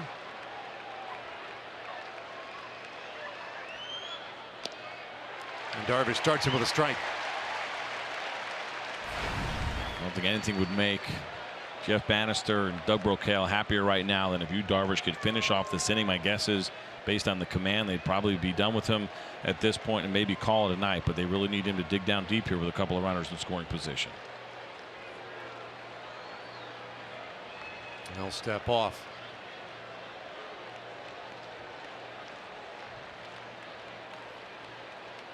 Darvish has had good success against Michael Brantley, including tonight. Brantley 1 for 14 against him.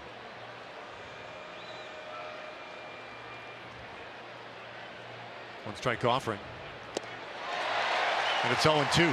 You see that cutter, that may be one of the better ones he has executed all night. We keep talking about how balls be left out over the plate. Watch Jonathan Lucroy's glove and watch this pitch. Beautifully done by you, Darvish.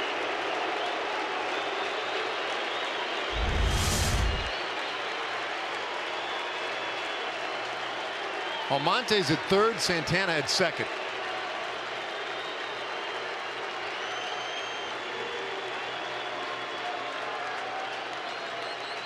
The 0-2 from Darvish. Great block. Lucroy keeps it in front. Well, this is the confidence that Jonathan Lucroy gives his pitchers in an 0-2 count, saying, go ahead, throw it down there. We're going to try to get this strikeout. Do not be afraid to bury that ball on an 0-2 count. I'll get in front of it. I'll block it. When it's the opposite, as a pitcher, you're very tentative about throwing that pitch.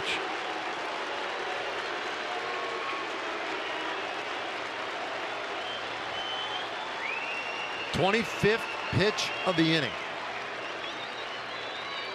The 1-2.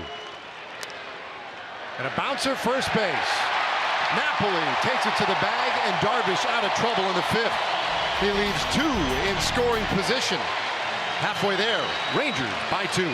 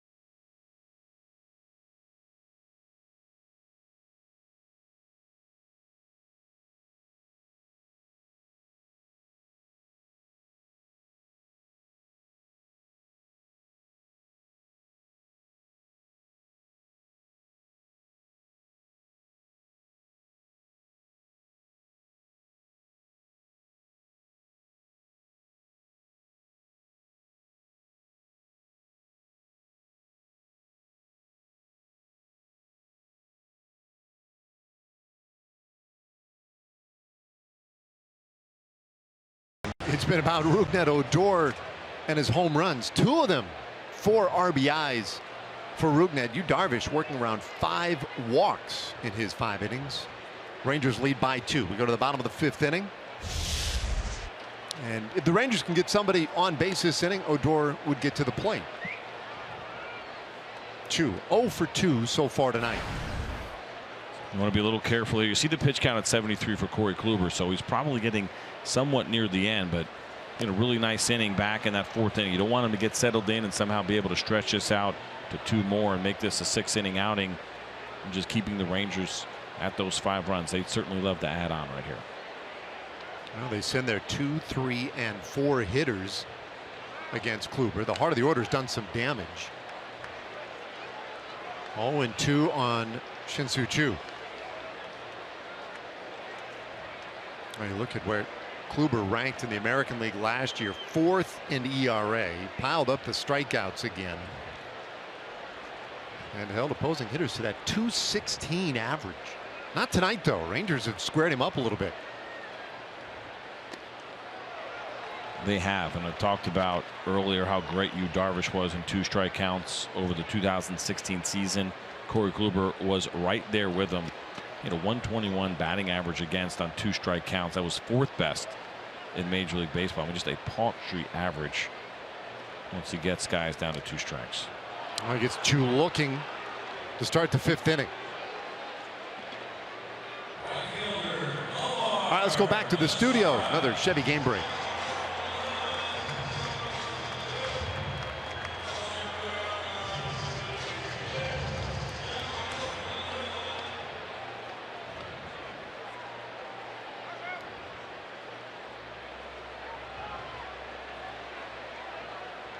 Wow, yeah. Thanks, John. He's pretty good. He's going to be all right when he gets a little older. Yeah, it's been incredible to see. Bryce Harper, I think, will be an interesting storyline this year. 2 years ago, had the monster season, MVP year. Last year, he kind of trailed off a little bit. He was walked a lot. People avoided him. I think he's trying to get back to where he was and prove that he could be that perennial MVP candidate. 1-1 now on Nomar Mazara. Kluber, this will be his 80th pitch of the night. He's had trouble with Mazara, who flares one to 3rd, and it's caught by Diaz. What a nice play by Yandy Diaz, laying out to his left to steal a base hit from Mazara. And the way that they had that shift on, kind of an unorthodox play here for a 3rd baseman. Now, not a lot known about Diaz as you see this ball go the other way, and it's kind of full extension. I had read and heard some Indians people talking about them wanting to work on his fielding, but it wasn't the glove, it's the throwing. They said the hands are really good. They've worked hard with him at 3rd base. There's just been some inaccuracies in his throwing, but he certainly flashed some leather on that play. A young man who's been moved around a little bit in recent years as they try to find a place to use him, but now back to his position at 3rd is the pitch to Mike Napoli, in there for a strike. Napoli 0 for 1 with a walk and a run scored.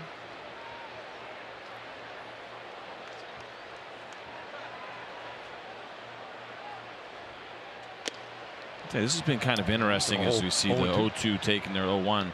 Now the count 0-2. Of the 8 strikeouts that we've seen so far tonight, 6 of them have been called 3rd strikes. Yeah. You don't see that. We talk about guys swinging and being aggressive. Pretty incredible. It's 6 of 8 have been called 3rd strikes. 1-2 the count on Napoli.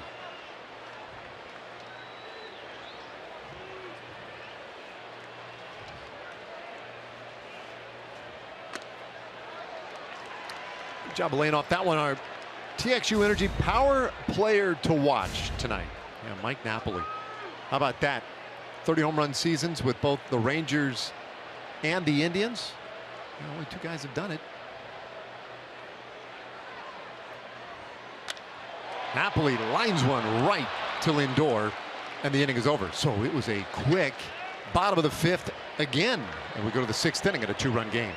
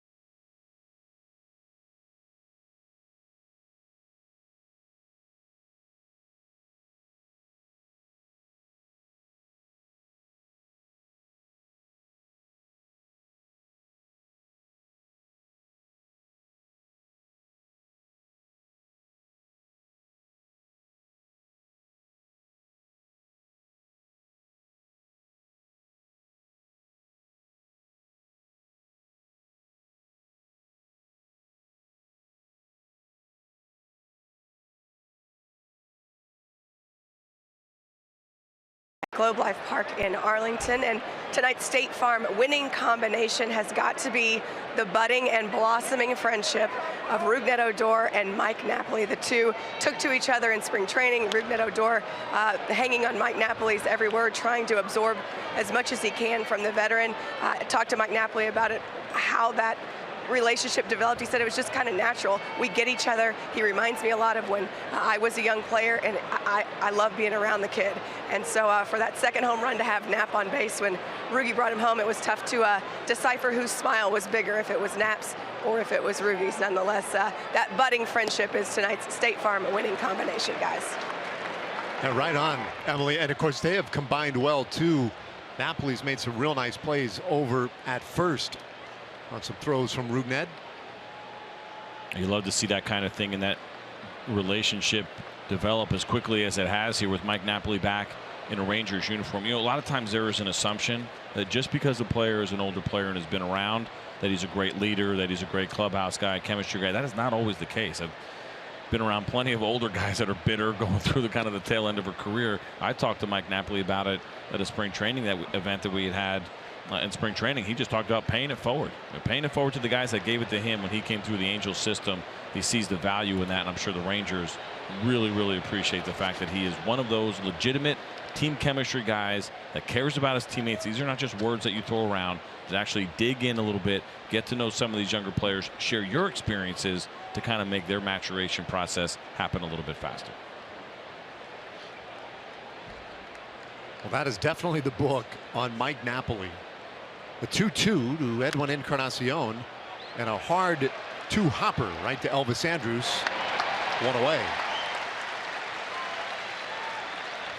And nobody sees sports quite the way Colin Cowherd and Jason Whitlock do. Brains to know, the guts to say. Catch Colin and Jason as they team up for FS1's daily sports talk show. Speak for yourself. Weekdays, 4 p.m. Central. It's a big out for Yu Darvish. Edwin Encarnacion, you talked about it earlier, the great success that he has had against Yu Darvish, to be able to get that first out after pitching through some trouble in each of the last couple of innings. First out, a huge one right there for Darvish. Here's a guy who's really been a pest tonight. Jose Ramirez takes strike one. Ramirez walked in the second inning and then had the 2-run homer in the fourth. Sharp bouncer, but right there for it is Andrus, and there are 2 gone.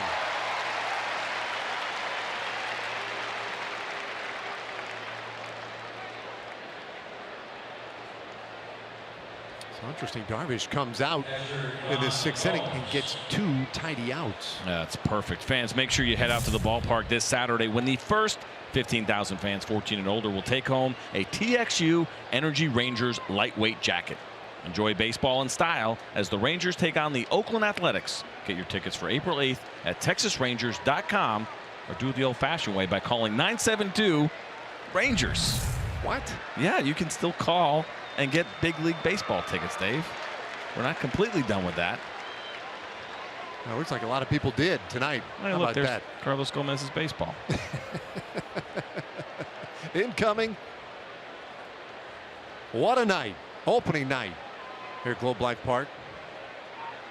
1 strike pitch to Yan Gomes. Leaving it up. Gomes is popped up, flied out.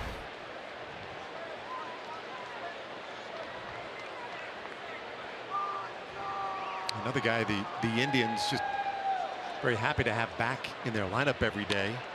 It's this ball sharply to third, but right at Joey Gallo. A 10-pitch 6th inning for Yu Darvish. Nice bounce back. We go to the bottom of the 6th. The Rangers by 2.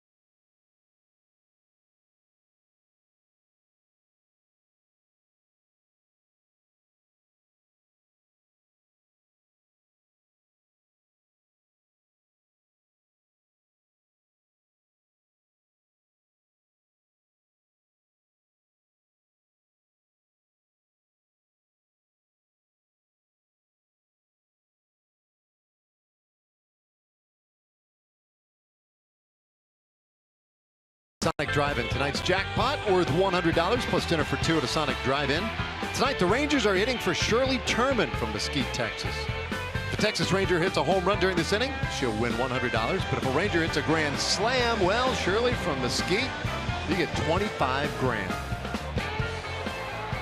What a tough spot for Shirley. Are you hoping that, would you be mad if Rougned hit a home run? Or, you know what I mean?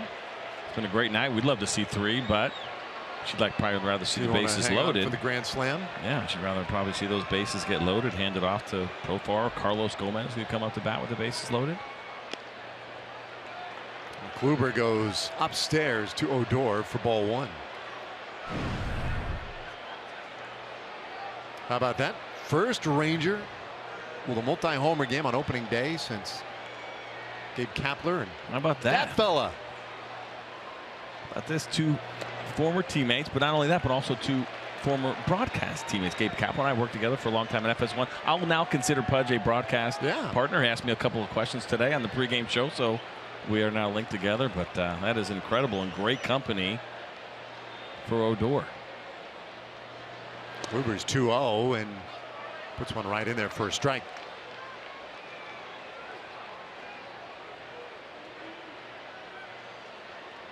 Well, Odor came in with that helmet nice and dirty.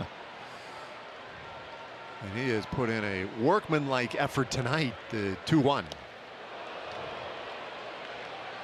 I was thinking number 3 right there. Yes, he was. And that's all right, I think, in the situation that he is in, and as comfortable as he is against Corey Kluber. Remember now, he hit the high cutter that was in. That was over the plate a little bit more. Then he went out and hooked a pitch. That was away. We'll see if Corey Kluber tries to do something different here with 2 strikes. He's settled down a little bit since the last home run.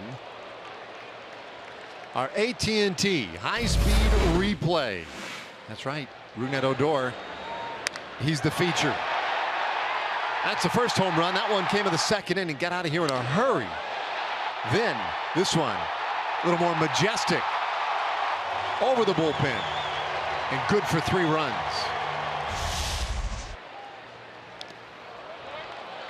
Count stays 2-2. And that's the breaking ball that Corey Kluber tried to use earlier, and that's the idea for him, is to go below the zone, below the knees in a 2-strike count. I mentioned earlier how good he has been over the course of the 2016 season in finishing guys with 2 strikes. If he gives Odor a chance here with something over the plate, we've already seen what has happened twice tonight.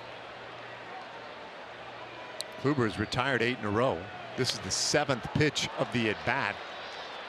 And Odor spoils it as well. So in addition to the 2 long balls, now, possibly delivering a bit of a knockout blow to Kluber in this 6th inning.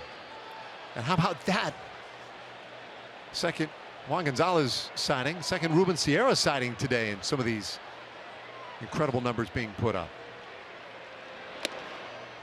Full count. Ruben Sierra was a treat. With him for a little while, and one gone as well. He really put it on the map. All this talk about guys watching home runs. Yeah. He was one of the best.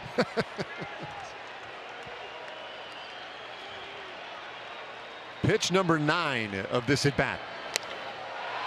Hit hard down the right field line, but foul. It really is incredible how locked in Rougned Odor is right now, regardless of what happens. You mentioned the 10 pitches already in this at bat. The 2 home runs. We talk about all the time. Pitchers being ahead of hitters early on in spring training, early on in the season. That is not the case right now with Rougned Odor against Corey Kluber. Trying to wear Kluber down here in the 6th inning. The 3-2. And he chased strike 3. We'll have to finish it with a toss down to first, but Odor strikes out to start the bottom of the 6th inning. This is Corey Kluber taking advantage of the aggressiveness of Rougned Odor. Ball is a ball pretty much the entire way. Some good late movement on it, though, tricking Rougned.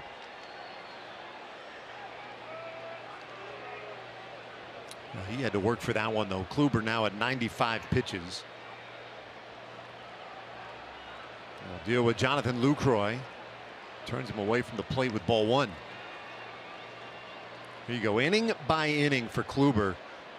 Interestingly, really things had gotten better in the 4th and 5th innings, but Odor just about matched those innings himself. Chopper short. Playable Lindor. And there are 2 away. You think about all that trouble and you go back to the Rougned Odor home run in the 3rd inning. Corey Kluber has sat down 9 straight since then. There have been no problems, and he has gotten locked in. And you are going to have those starts, 10 straight now since the home run in the 3rd inning. But that's what you're going to go through sometimes. With some of these guys, good aces, they don't let games get away from them. A lesser pitcher, that turns into a 3 or a 4 inning outing, and you're out of the game with 6 or 7 runs. But Corey Kluber has been there and done that. And he's really settled down and has been locked in as you look at Dan Otero warming up down in that Cleveland Indians bullpen. Dan Otero. Looks like next man up as Kluber approaches 100 pitches. Count 0-2 now on Gallo. You see those dark lines on the outfield grass. Rangers hosted a special event in the late fall. Required painting some of that dormant outfield grass, and then had to replace that sod this spring. Well, the difference in color is a result of the maturity of the seed in the new grass and being behind that of the existing grass. So the difference is strictly aesthetic at the moment. Obviously will have no impact on the playability of the field. We might continue to see that difference in color for a while, but eventually the colors will begin to blend and match up, and it will look nice and pristine again. But that's sort of the explanation of why I'm sure there's some fans watching on TV saying, like, what in the world? I've seen some interesting designs mowed in outfield grasses. What is that? Some abstract art, I thought, that the Rangers put out there. I thought the one on the right that's fully formed kind of looks like Fudgy the Whale. Remember Fudgy from Carvel a little bit? Yeah, it's a good look, a little bit different here. Breaking ball just misses to Gallo. 2-2. But like you said, inside, there's Fudgy over there to the left in the corner. Good ice cream piece, but the rest of it, yeah, just some lines. It'll be gone in no time. The grass is perfectly fine, like you mentioned, just from a little bit of an event they had here in the fall and trying to play catch up on some of the grass at that. Gallo doing some work here, checking the bat now to make sure he didn't crack it on that last foul ball.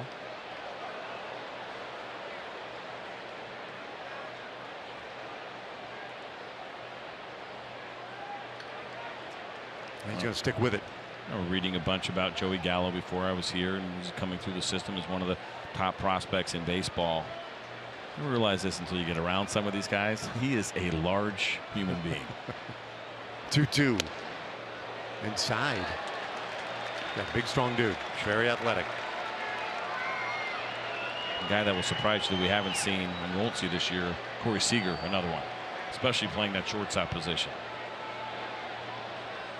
Kluber's payoff pitch, and he lost Joey Gallo, so a 2-out walk.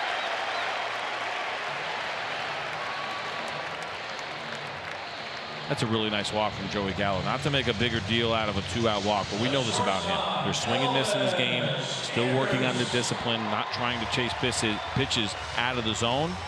So Corey Kluber breaking ball, he has a good one on a 3-2 count where he's probably thinking, Joey Gallo's thinking fastball right now, hunting fastball.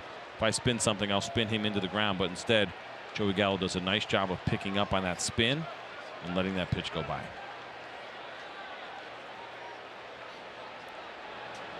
Elvis Andrus takes ball one. A Fox Sports Supports proud to team up with Girls on the Run and their dedication to empowering young girls and instilling confidence through running. Learn more about how you can get involved as a volunteer or participant in the upcoming Girls on the Run 5K in your area by visiting foxsportsupports.com. Kluber's 1-0. 1-1 the count. So Kluber now at 107 pitches. Does this get challenging? Should he lose Andrews? And you're Terry Francona. There are 2 out in the inning, but would that be curtains? It would be for me. The switch hitter and profile coming up next. Otero's a righty, so it's not necessarily any kind of righty-lefty matchup necessarily that you would be looking at this point. It's just strictly a matter of pitch count and pushing your race too hard first time out.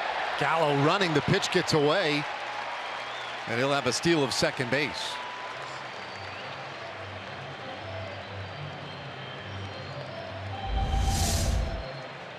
Start to see some of the fatigue set in, and Elvis Andrus actually Just scoring the bunt maybe to make it a little bit more difficult because this was a straight steal. He was going to pull that bat back regardless. This pitch was way in the dirt. So now Gallo in scoring position here against Andrews, who has demolished Indians pitching over the years. 1 for 2 tonight with a double. Kluber's 2-1, and that ball hit well out to left field. Brantley coming on though, and he's right there to make the play. So the inning is over. Rangers leave a man in scoring position, and we go to the 7th inning.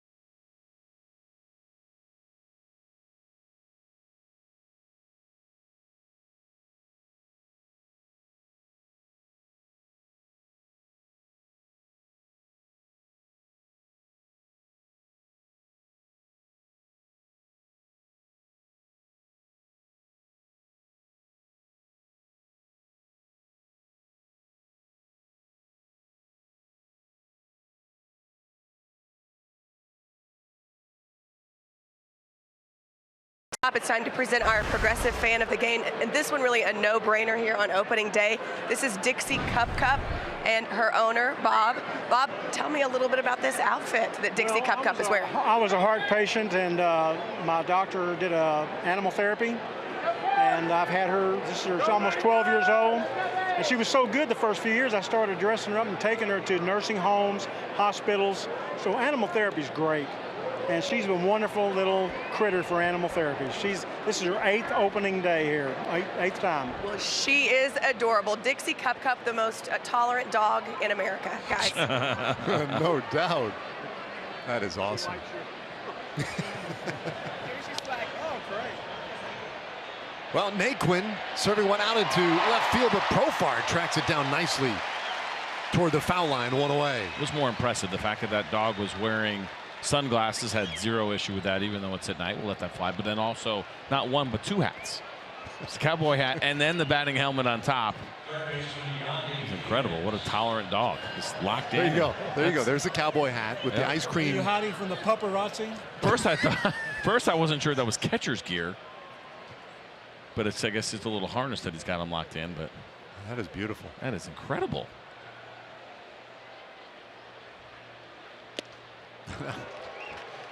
Yonder Diaz, who is 0 for 2.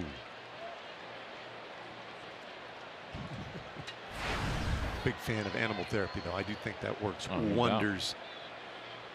I don't think I get much disagreement from Dixie Cup either. Darvish out of the 7th inning. And that breaking ball in the dirt. It's now 1-1. You an animal owner, Dave? I'm an animal owner. Love animals. Love dogs. Little activity in the Rangers bullpen. Tony Barnett up again. Matt Bush joining him. Second time up now for Barnett, and you think, okay, well, why are there 2 righties? And all depends on the situation. Could be matchups depending on what Jeff Bannister likes. Diaz with his first big league hit, that one down into the right field corner, and the rookie has himself a double. Well, they will gather that baseball, send it over to the Indians bench. And congratulations to Yandy Diaz. He does a really nice job of taking this ball the other way. I keep talking about how the Indians are really high on his bat. Talk about the mature approach. That's it right there. Now, they do believe he actually has some raw power as well, but because of his style of swinging, more of that flat bat, think maybe kind of Tony Gwynn, who was really good at that Wade Boggs type of hitter, is that the home runs may not be there if he continues with that style of swing, but they'll certainly take opposite field doubles all day long. So now he's in scoring position. Almonte at the plate, and that one smothered by Lucroy. Keeps it just close enough that Diaz holds his spot.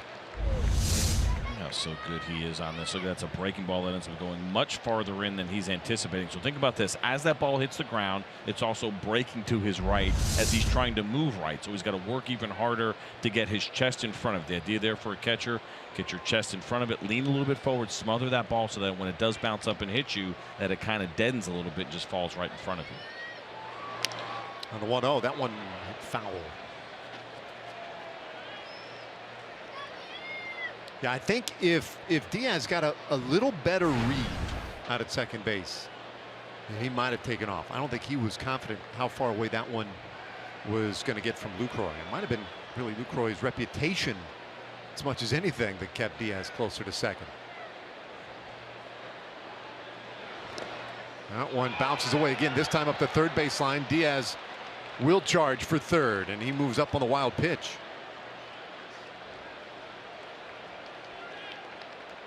That one, Jonathan Lucroy looked like he tried to backhand a little bit and then did not know where the baseball was. You see him right there. He backhands it.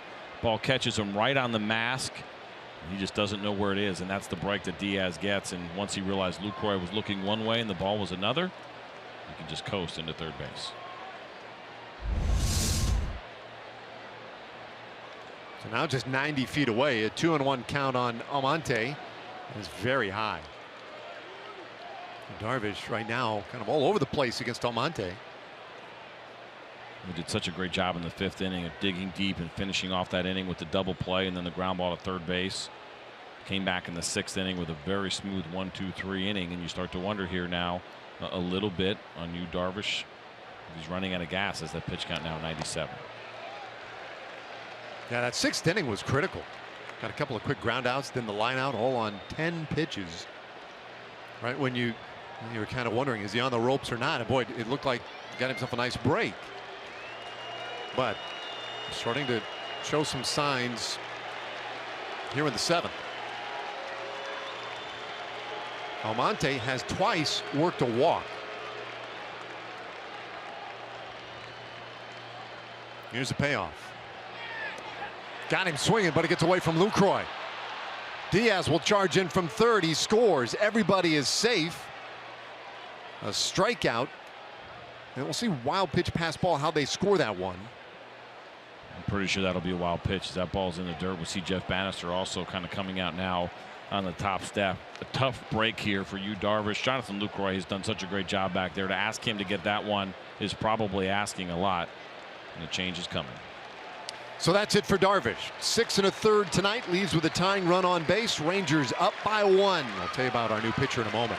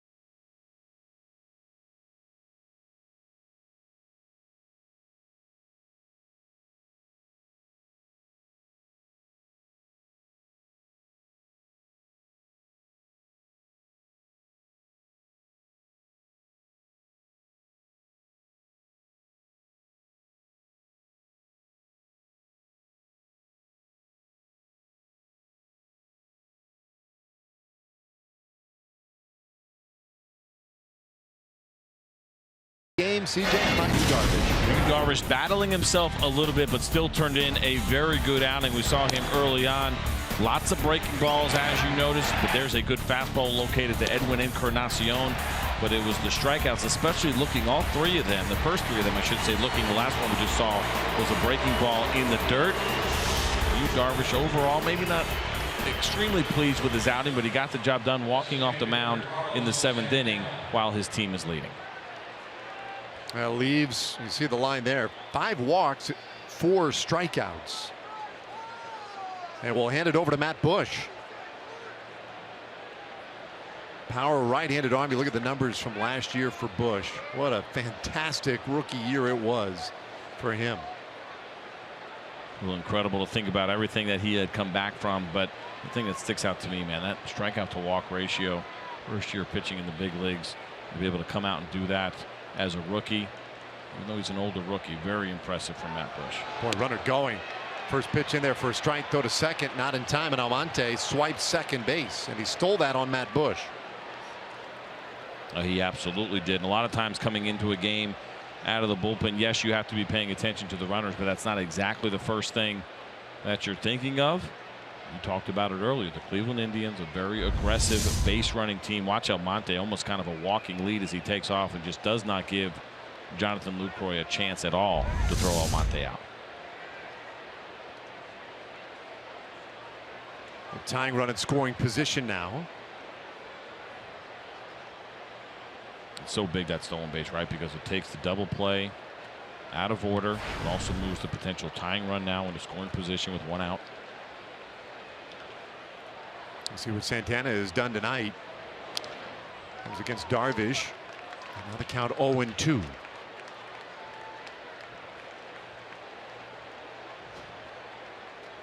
Santana, one of those guys, he used to be primarily a catcher.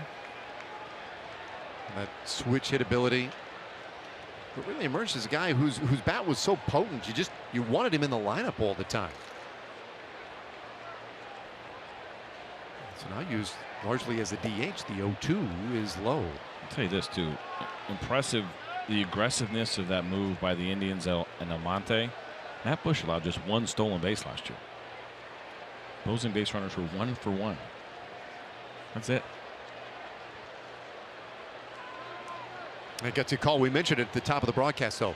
They were a team that ran wild last year, especially early in the season.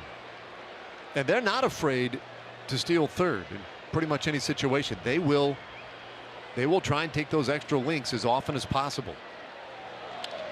Well, I think what they realized was that they did not believe that they had a strong offense on paper. We did a national game for them, I think it was late April, and talking to Terry Francona, and he flat out said, we're not going to score a lot of runs. Now, he ended up being wrong. That offense was better than expected because of guys like Mike Napoli and Jose Ramirez. But with that being the expectation, the thought is, well, then how do we manufacture runs? Well, we better be very good on the bases, not just the aggressive base stealing, but also taking the extra base.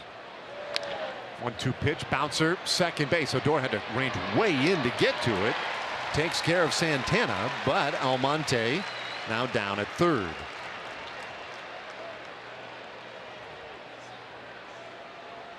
This is what the shift does to you, right? Whenever you have the second baseman playing so deep in the outfield, every once in a while he's got to kind of make that awkward play. And so you saw Rougned Odor almost kind of sprinting in. It's one thing when you're sprinting in when you're playing in regular depth, but for him to be that deep, he almost looks a little bit uncomfortable with his footwork. It's just not a traditional play by a second baseman, but does an excellent job of finishing it off. So 2 gone. And Lindor takes a curveball in the dirt.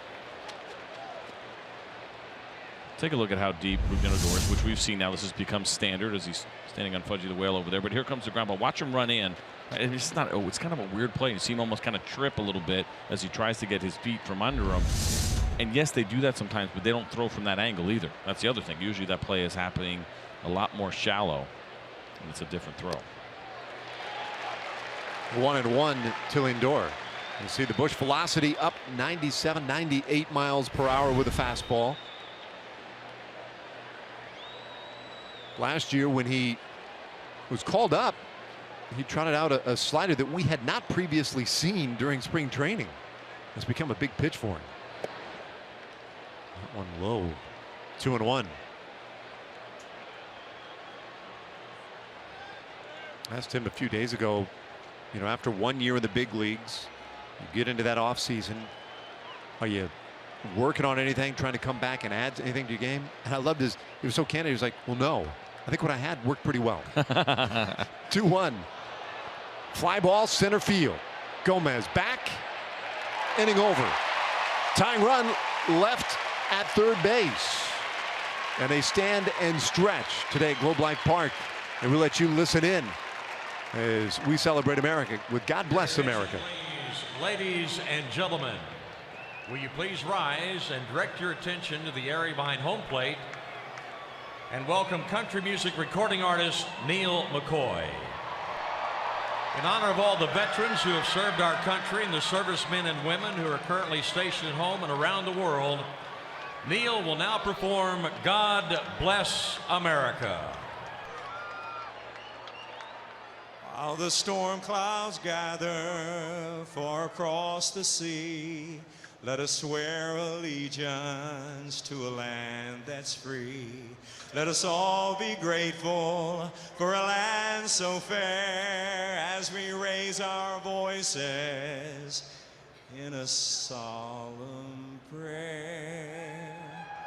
God bless America, land that I love. Stand beside her and guide her through the night with a light from above. From the mountains to the prairies, to the oceans white with foam. God bless America, my home, sweet home. God bless America, my home, sweet home.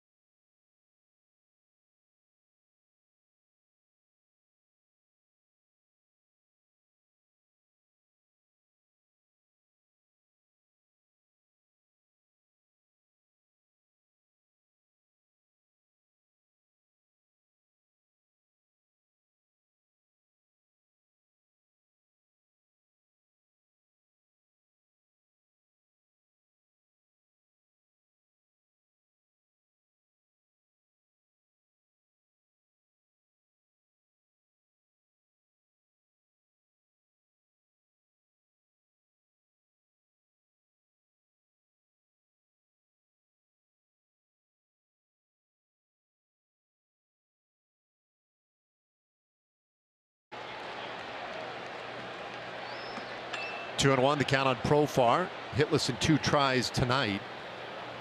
This is Profar's first opening day. He pounds it foul in the dirt. Not an easy thing to do in the case of Jurickson Profar, which is to acquire better than 3 years of major league service time, as he's 3 years and 124 days into his service time clock, and actually not be active on an opening day roster. That's not an easy trick to pull off. But of course, he's had the injuries, and during that injury time, he was still acquiring service in 2014 and 15. He waits on a 2-2 from Dan Otero. And he'll turn it down the first baseline. Edwin Encarnacion is there. One away, and we check in again with the studios on another Chevy game break. Carlos Gomez.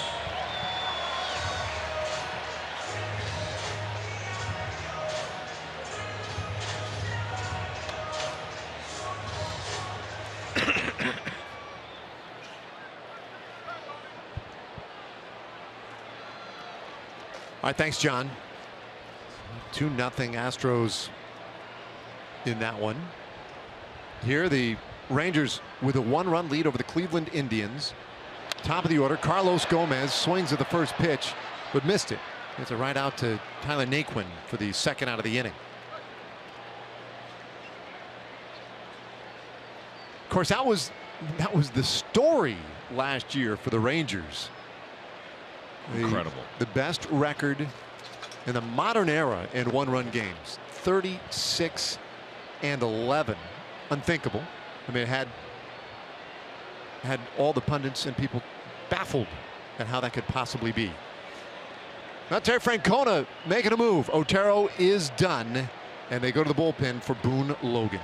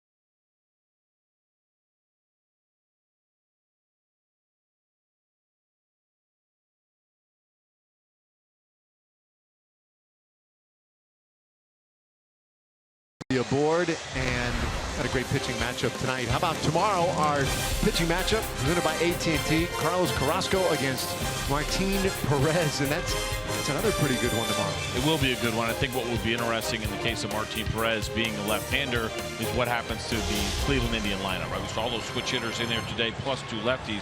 4 switch hitters, 2 lefties. That should work out to his advantage. Of course, Carlos Carrasco on the other side, another very good swing and miss strikeout pitcher coming back from an injury. Now, one of the reasons why they feel they may have one of the best, if not the best, rotation in the American League in Cleveland. They're very excited about it, very upbeat about their chances because of that rotation. Guys like Carrasco, a big part of it. It's not just a Corey Kluber show. As the first pitch from Boone Logan is lined into left field by Chu.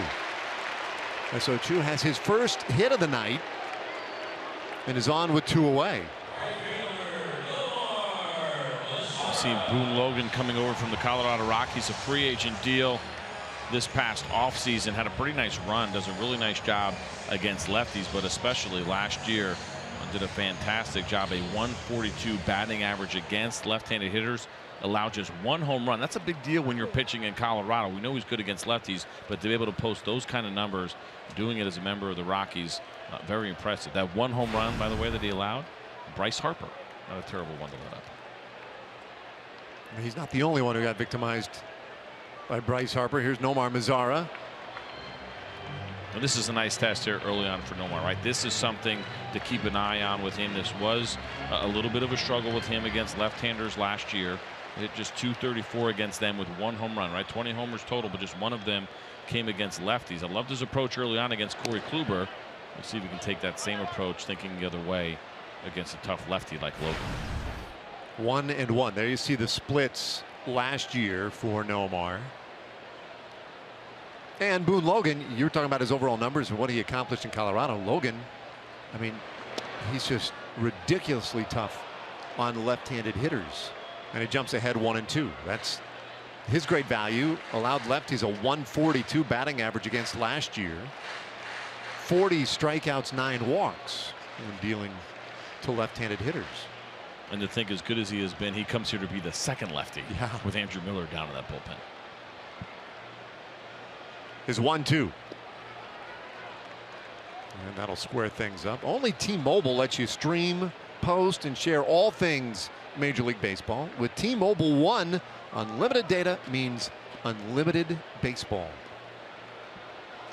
Which sounds pretty good. Opening night here in Arlington, and the Rangers, on the strength of 3 home runs, they lead 5-4 over the Cleveland Indians. Boone Logan, third pitcher of the night for Cleveland.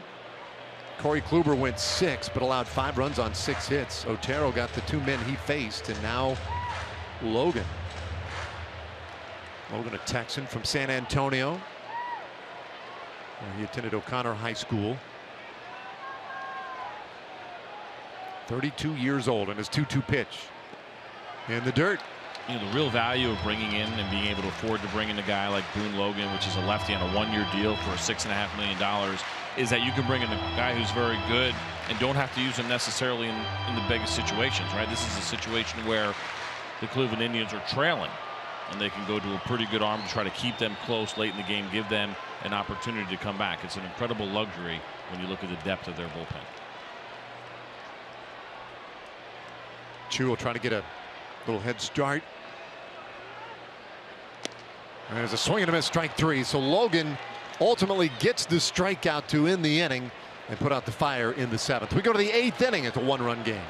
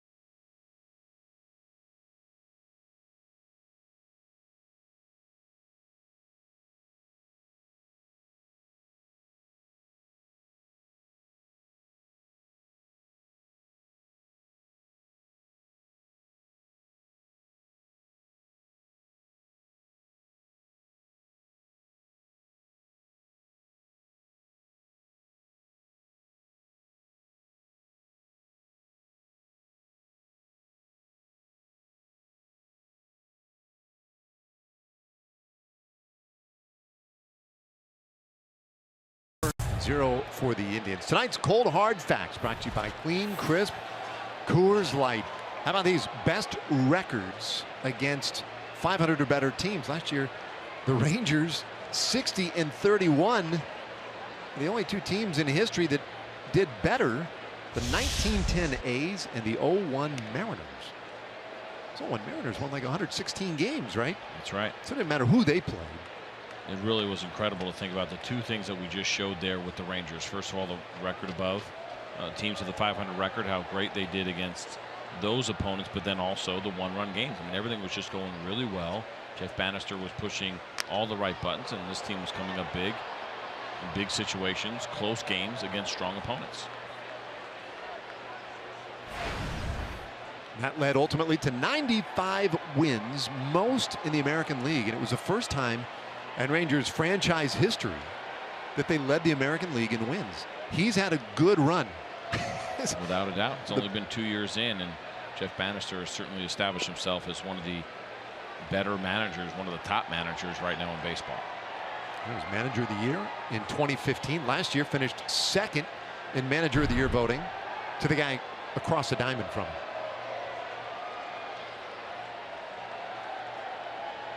Two division titles and taking this team to a place they've never been. Best record in the American League last year.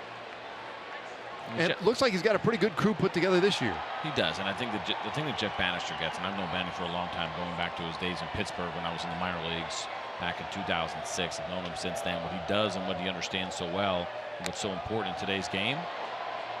Brantley deep fly to center field. One away. His personalities, right? This game is not necessarily, when you're in the managerial position, a lot about X's and O's. There are X's and O's in baseball. This is not football, but it's certainly there is strategy that is involved. But it's understanding players. How do you get the most out of them? How do you keep them motivated over the course of a 162-game season? And you might sit there and be saying, well, what do you mean? Of course, you're always motivated. You're a professional athlete. You should be motivated. But this is a long, grueling season, and one that can be very cruel on your results. And you can beat yourself up. You can struggle. Jeff Bannister certainly understands that. He does an excellent job of motivating these guys, getting them to compete, digging in, really getting to know them. I knew that about him long before I was ever here, and it's really good to see him getting an opportunity and doing as well as he's done in Texas. Bush got in there with a breaking ball for strike one. Encarnacion fouls off strike two. Hey, every weekday morning, Skip Bayless and Shannon Sharp go head-to-head on the day's hottest sports topics. Undisputed with Skip and Shannon, weekdays from 8:30 to 11 a.m. Central, only on FS1.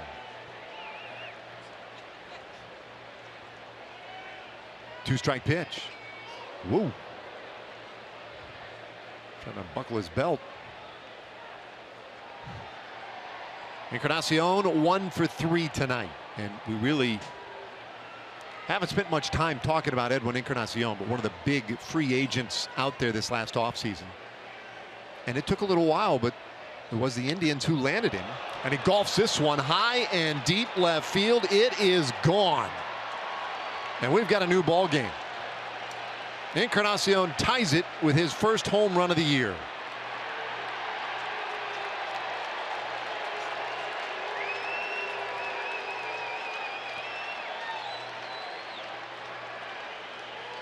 Well, that's why the Indians were aggressive in going after him. And we saw Matt Bush, the pitch before this on the 0-2, go high and tight. Now look at Jonathan Lucroy where he wants this breaking ball. He wanted it buried, trying to go for the strikeout. It caught a little bit too much of the plate. When you're facing a guy like Edwin Encarnacion, that margin for error, unfortunately, is a lot smaller when you're going through the middle of the lineup. And Matt Bush wasn't a terrible pitch, but he didn't exactly get it where he wanted it. He left enough room there for Edwin, and he jumped all over it. So 5-5 ball game. Jose Ramirez watches that one just off the plate, 1-1. And that's the thing about setting up a hitter too, right? You throw that fastball hard and in, you move his feet, you get him off the plate. Edwin Encarnacion has been there and he's done that, and he's probably almost sitting breaking ball in that situation, expecting one to come, because it's a good way to pitch power right-handed hitters, but he's seen it a bunch. There's a reason why he's gotten the contract that he has, and he did a good job. You got to tip your cap of hanging in there on that breaking ball.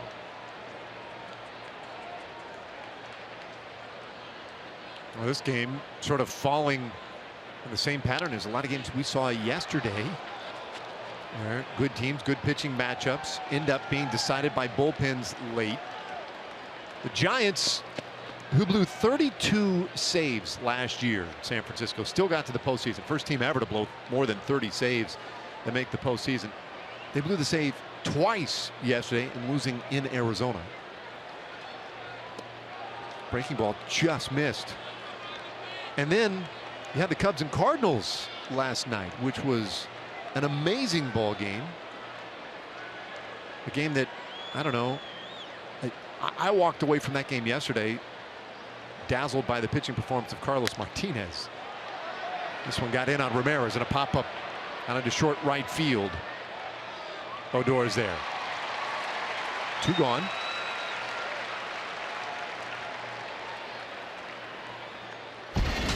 So yesterday, our opening day headlines. Now the Yankee situation. Tanaka did not pitch well. He didn't, and he absolutely dominated spring training. 0.38 ERA, up over, I think it was near 24 innings pitched. Everyone talking about the big year that he was poised to have. So he could potentially opt out of his contract if he wants. And he just laid an egg on opening day. He did not look good at all. Wasn't generating the swings and misses like we're used to seeing from him. But a lot of exciting things happening. See the walk-off there with the Arizona Diamondbacks. Torey Lovullo getting his first win as a major league manager. Congratulations to him. Madison Bumgarner 2 home runs, though, were still my favorite thing. I mean, it's just, I don't care if you're a pitcher or not, to watch him. Not only that, he started off the game retiring the first 16 batters. He was just absolutely dominant on both sides of the ball. High fly ball out to right field. Mazara has some room, and he'll squeeze it. Inning over. We go to the bottom of the 8th. New ball game. Rangers with some time to try and get back in the lead.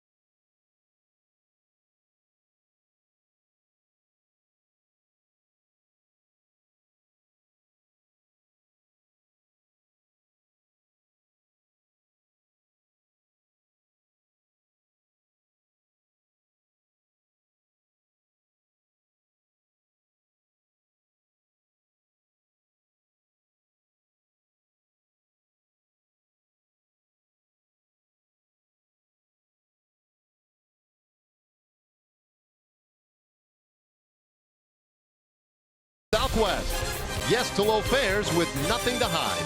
That's transparency. And by AT&T Internet. Visit AT&T.com/keep calm to learn more.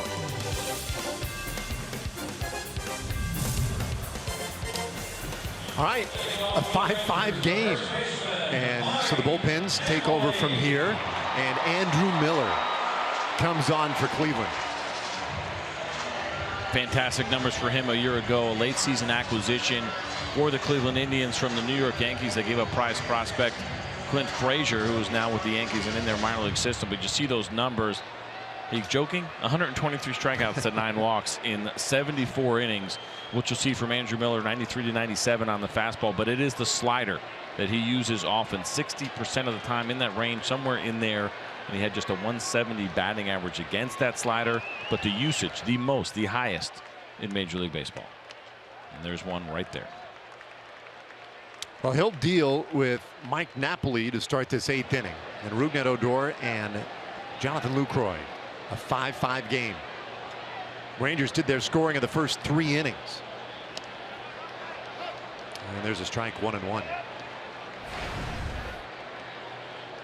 Napoli walked, scored the run in that third inning. He's also struck out and lined out. They play him straight up on the infield, straight away, relatively deep in the outfield. 2-1. But you mentioned the deal for Andrew Miller, who became a superstar in the postseason too. He was a big deal. Terry Francona utilized him in so many different and very effective ways for the Indians. Second appearance for Cleveland last year. Once he came over in the trade, Francona brought him in the 6th inning. Have you heard this story? Oh, I saw it, buddy. I was watching baseball last year. They all met on the mound. Yep. And Jason Kipnis, who's injured right now, as they all met on the mound, he looked at Terry Francona. He's like, "Seriously? We traded our whole system for a 6th inning guy?" Yeah. Francona said, "Hey, listen, I got a plan. I got a plan." I took him all the way to the 10th inning of Game 7 of the World Series. He knew what he was doing. The 2-2, and Napoli stays alive. And Andrew Miller was incredibly unselfish throughout the entire process. A lot of times you'll get some relievers that should be closers, can be closers, and certainly Andrew Miller could be the closer on this ball club. But he's got his contract, right? He's in the middle of a 4-year deal. He's got 2 years remaining on it, including this one. And he said, "Whatever you want. I'll do whatever you want, whatever you need me to do." And it ended up starting a conversation and saying, should you be using your best relievers earlier? Now, the 6th inning is an outlier. That is not something you're going to do very often, but it's certainly something you could do occasionally. Well, he gets Napoli swinging for the first out of the 8th inning. A fan's choice 20-game plan is the most flexible way to enjoy the 2017 Rangers season. You choose the 20 games that work best for your schedule. Now, say you can't make it to one of the games, no big deal. The 20-game plan includes a flexible exchange policy. For all the details and benefits, go to TexasRangers.com/20-game plans.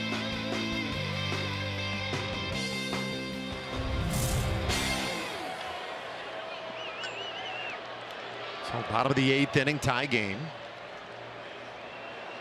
All right, here's the guy. Rougned Odor, 2 home runs, 4 RBIs. Now, as good as Andrew Miller was a year ago, it was pretty shocking to see him in the WBC allow 2 home runs in a game. He'd only done that once in his entire career as a reliever. That was back in 2015. And so there were some concerns and wondering about, much like we said with Corey Kluber, would there be some wear and tear from pitching so deep into the postseason a year ago, and not just pitching, but pitching often. Andrew Miller last year threw 133 pitches in the World Series in just 4 games. That is the second most all time to Aroldis Chapman, who threw 137 pitches in that World Series last year. 1-1 to Odor, and he'll rip it foul. Boy, I'll tell you what, that's a pretty comfy looking swing against a nasty left-hander. You know, Odor 1 for 3 against Andrew Miller, and his one hit, a home run. Really incredible to see him working the counts as well compared to what he did a year ago. 21 pitches. But you're right, he's comfortable right now. He is locked in. Pretty unusual to be that locked in right from the very beginning of the season, but especially to see him take a pretty healthy hack off of Andrew Miller. 2 strikes, he hooks it down to first. Encarnacion had a little trouble with it, but stays with it and gets Odor 2 gone.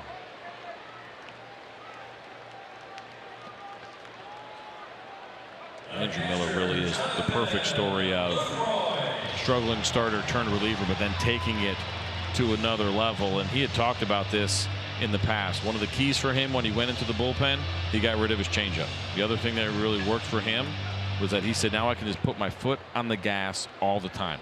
Not worried about trying to set guys up. I'm not trying to get deep in the game. He said having a chance to pitch every day, get on the mound 4 to 5 times a week has completely changed his career. It's allowed him to be a lot more consistent. He has been something else as a reliever because he really struggled mightily, bounced around with a couple of teams as a starter.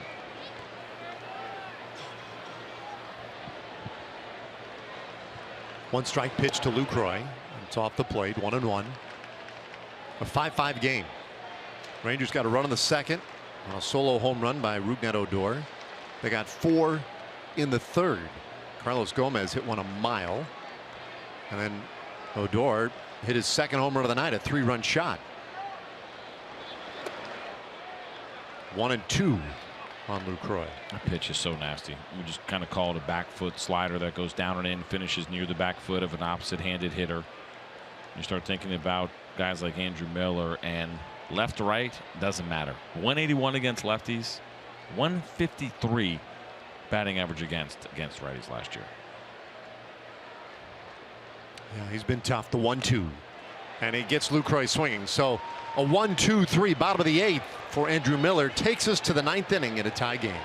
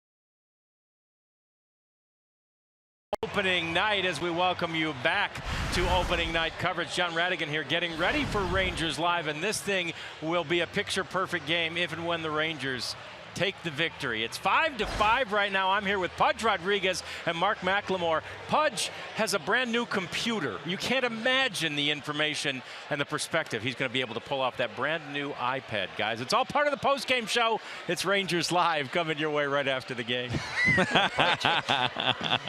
Hang in there, Pudge. Oh, man. What's going on here? Well, a little dye job, I guess. That's pretty difficult. You have to have somebody else do that for you. There's no way you could make that perfect tee looking in the mirror like that, right?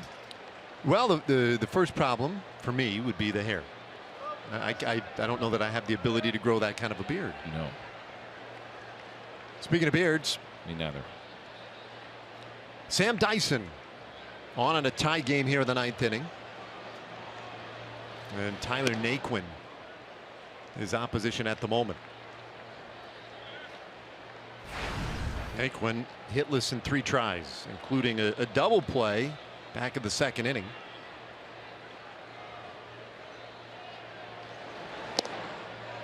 Yes, he did. 1-1. There's that nasty two-seam fastball that you see from Sam Dyson, a pitch that he uses more than any other, and one that ranges anywhere from 93 to 96 miles an hour. It is heavy. It's got great movement on it, and when he locates it there, it is nearly unhittable. 1-1 to Naquin. And missed. How about this night tonight? It was like upper 70s at game time. Just beautiful. Weather's cooperated nicely today. A spectacular opening night. 48,350 is sellout tonight. And it's 3-1 now to Naquin. Certainly Ranger fans have to be thrilled what they have seen so far from the offense. To see an historic home run from Carlos Gomez. into the second deck. Just a 20th that has ever happened here at this ballpark. 3-1, and Naquin sends it into center field, base hit. So the Indians off to a good start in their half of the 9th inning. Well, this is what was interesting in this at bat for me. I mentioned how Tyler Naquin struggles on high fastballs, but Sam Dyson is a guy who throws a lot of fastballs down in the zone. So he's in a 3-1 count, has to throw a strike, moves it about thigh high, and that's exactly where Tyler Naquin likes them.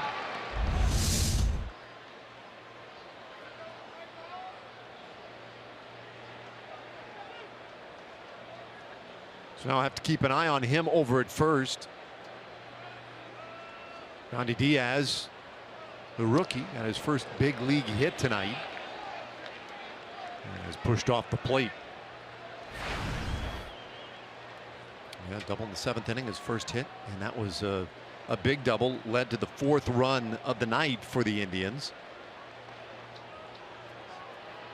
Setting up the Encarnacion home run to tie it in the 8th, the 1-0. It would not be surprising at all here to see Tyler Naquin in motion, just because of the great ground ball rate of Sam Dyson, his ability to be able to get that ground ball to get you the double play. So you put the runner on the move with the idea of trying to stay out of it. 65% ground ball rate last year. 2 years ago, 69%. That was a big number. Corners in, middle infield, double play depth. 1-1, Tapper, third base. Gallo will go to first. So it takes the one out.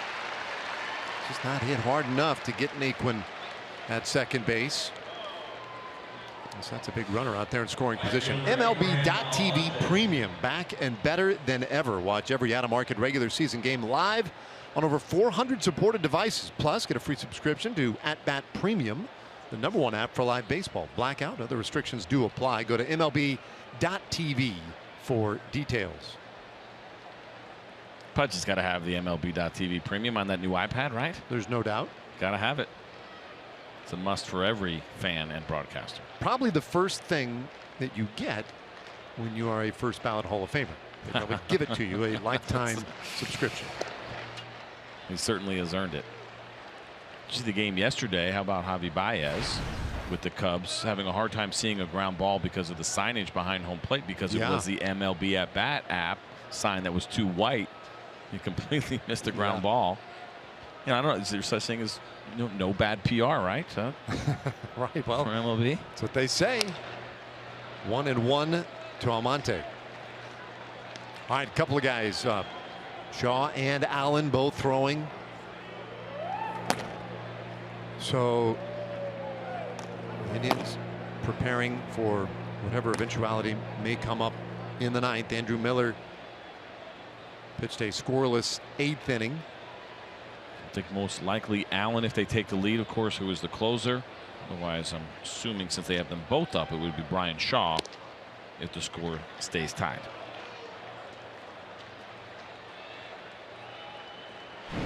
Naquin out there at second base, but as you can see, the Indians have not delivered tonight with a runner in scoring position.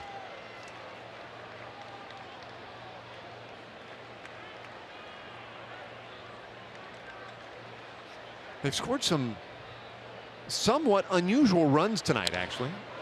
This one sent into center field, a base hit around third base. Here comes Naquin. The throw will be cut off near the mound. RBI single by Almonte, and for the first time tonight, Cleveland leads. They're up by 1.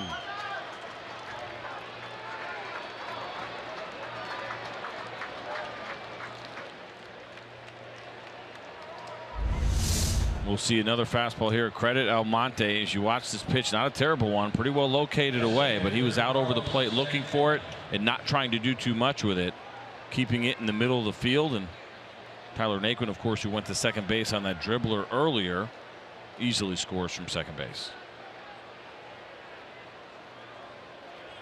Been a weird night for Almonte. A couple of walks, reached on a strikeout wild pitch. And then that hit right there, which has given the Indians a lead. One out, a man on. Top of the order now is Carlos Santana. Stands in left side.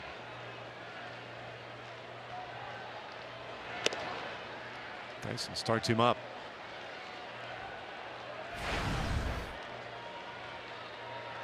In the bottom of the ninth inning, it'll be the bottom third of the order for the Rangers. Gallo, Andrews, and Profar. The men do. 1-1 the count now on Santana, who has a double tonight. So let's see, the Indians' first run scored on that really bizarre play in the third inning, the sac fly double play that ended the inning, but the run scored before the force out at second base. A very unusual play. Runner going and the pitch fouled off by Santana. There, as I mentioned, Cody Allen now warming up and taking over. The closer of the Cleveland Indians, since they have taken the lead, will be the pitcher that comes into the bottom of the ninth. That's the guy that the Rangers will have to do their work against to try to at least tie up this ball game.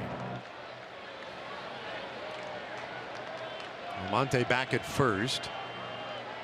And a 1-2. Hit well out to right center field. Drops in, and that one's going to roll for a while. Almonte digging hard for third. They'll send him to the plate. Double for Santana. Second run across, and the Indians lead by 2 in the ninth inning.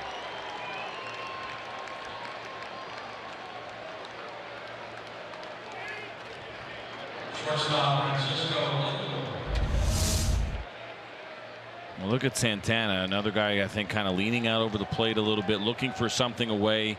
Sam Dyson is predominantly sinker and changeup. The ball runs away from left-handed hitters, and they know that, so they give up the inside third of the plate and they look for something middle away. And both him and Almonte got it and put together quality at bats against Sam Dyson here tonight. Doug Brocail now out there.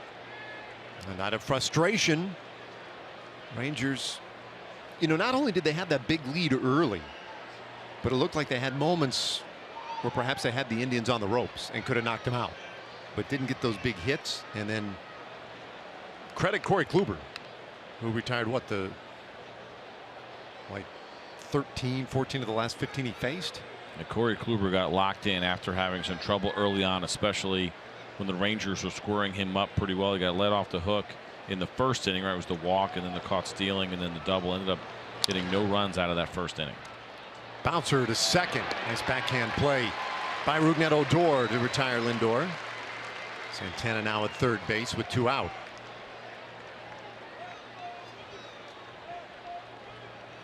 But after Rugi's second home run, that's when Corey Kluber all of a sudden just shut it down.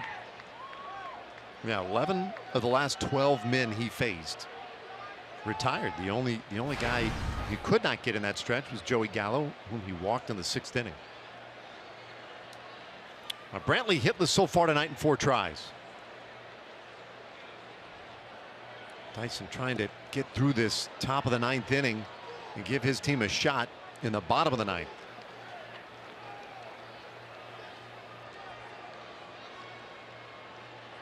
You keep an eye here also on Sam Dyson with the 18 pitches, first night out. Well, it's Claudio's getting ready. You know, Claudio gets ready because you don't want him to throw too many pitches. And you think about if there's a save situation tomorrow night, Sam Dyson's going to be right back in there, and so you don't want that pitch count to get too high.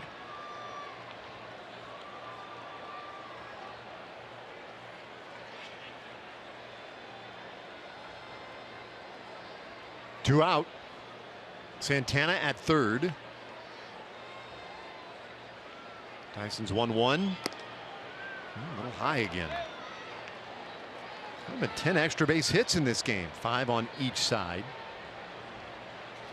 A total of 5 home runs hit. So we came into this thing looking at the pitching matchup. We had Darvish and Kluber, for crying out loud. 2-2 the count. How in the world we get 12 runs in this game? It's a little bit of a surprise, I think, without a doubt. With you, Darvish, it was more about the command struggles with the 5 walks that he had tonight, and then it was about the Ranger bats getting to Corey Kluber, and so More runs on the board than we certainly expected between these two pitchers, but it did come down to the bullpens. The bullpen right now of the Indians is outpitched so far the bullpen of the Rangers. A full count on Michael Brantley. Edwin Encarnacion waits on deck. Sellout crowd here. Wants Dyson to take care of business right here. Get Brantley. The payoff. Bouncer through, base hit. Santana scores. It's a 3-run ninth inning.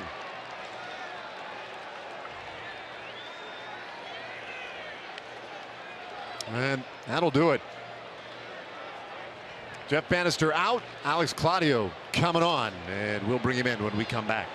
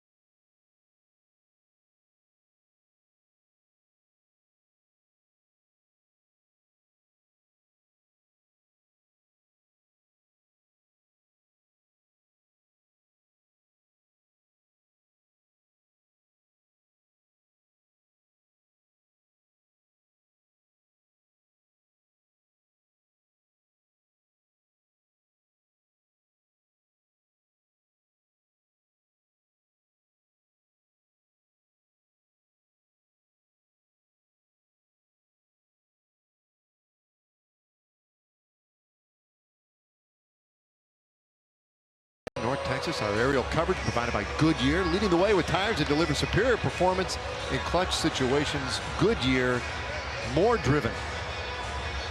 And they have provided some crystal clear, beautiful shots tonight from up above.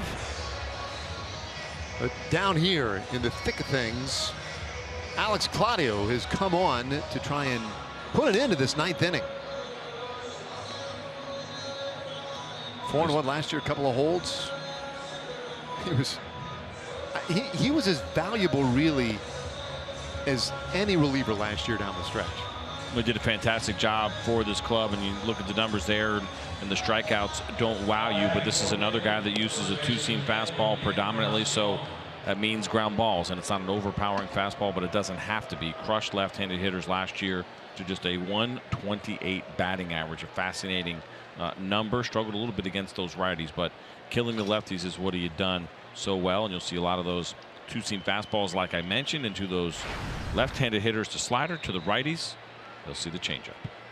Of course, gets a very dangerous right-handed hitter to start in Edwin Encarnacion with the game-tying home run in the 8th.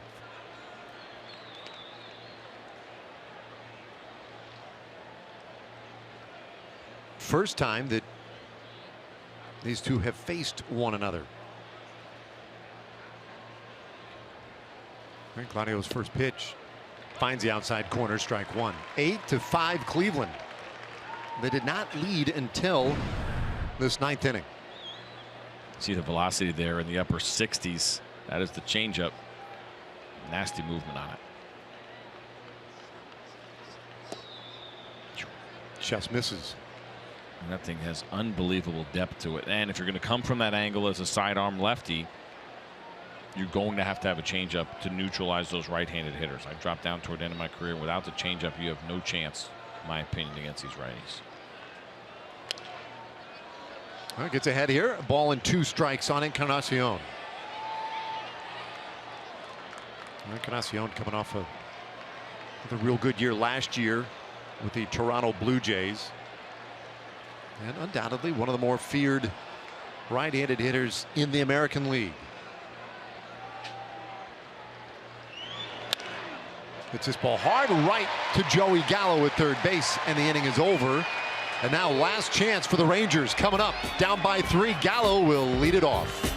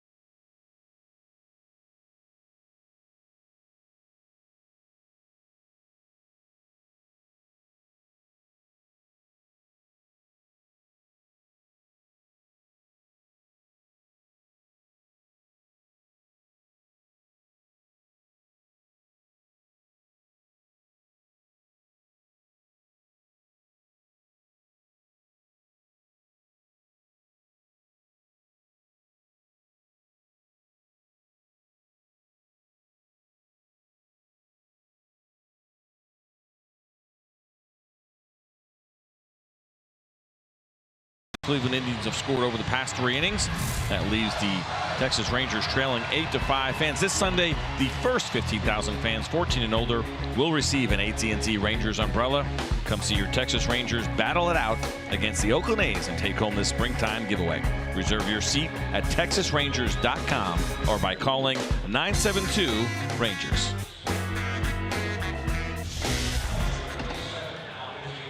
All right, Cody Allen, the man the Rangers will have to deal with in this 9th inning. No surprise there. Cody Allen, basically a 2-pitch pitcher. You're going to see fastball, curveball. Velocity on that fastball about 93 to 96 miles an hour.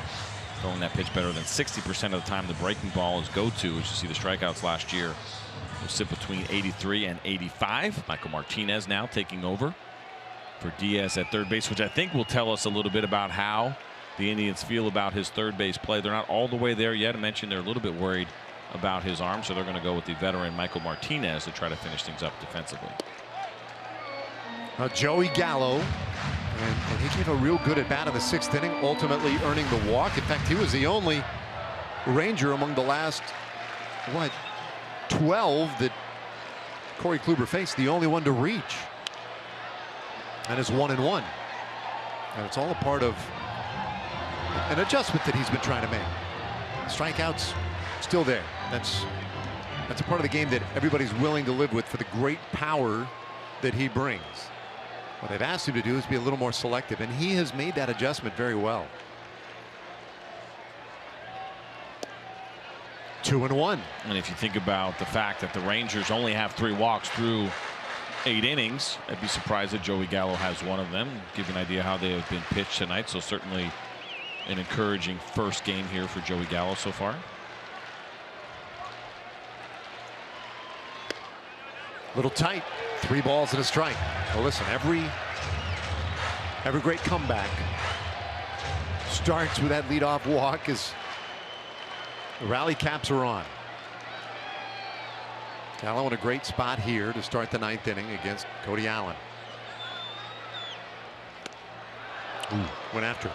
Full count.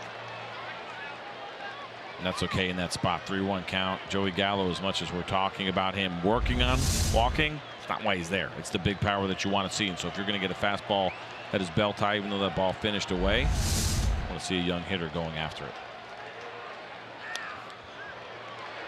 Now he earns an extra pitch. A couple different variations there. The rally cap, the sideways. They all work, right? The dolphin, maybe you call that one. But the one where you still get to see the logo. That's impressive. Yep. Big shift on for Gallo. And he swings right through strike 3. 95-mile-per-hour fastball from Cody Allen, one away in the ninth. Cody Allen, once he got the 3-1, started elevating fastballs, and he got that one at 3-1 past Joey Gallo. He was able to foul off a 3-2, but eventually goes back up top. It was probably ball 4, but I think Joey Gallo kept getting kind of teased by that Cody Allen fastball, and he was unable to lay off that last one. Andrews takes strike 1.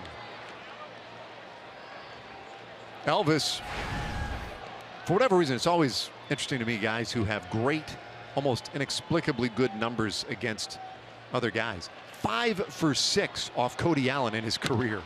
And he hammers this ball out to left field. Brantley goes back, it's over his head, and he lost it momentarily. Andrews rounding second. He'll try for 3, and he's got it.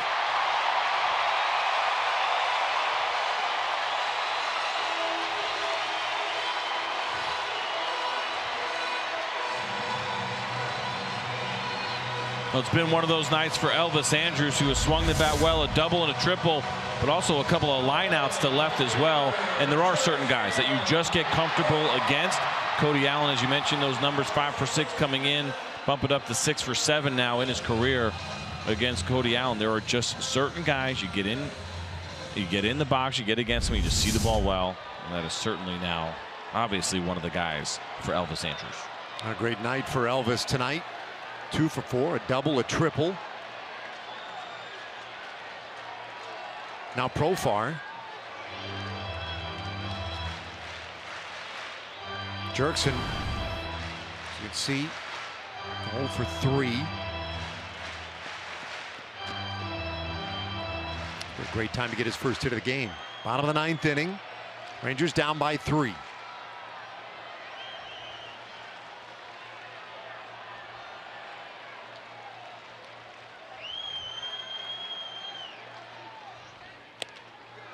Oh, and 2 the count.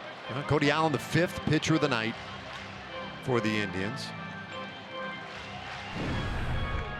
Well, they have engineered a lot of these come from behind wins in the past. Last year, 49 of them. That's amazing, right? They did it all. Beat good teams, came from behind, won a bunch of one-run ball games. It really was an incredible year. Ball and 2 strikes.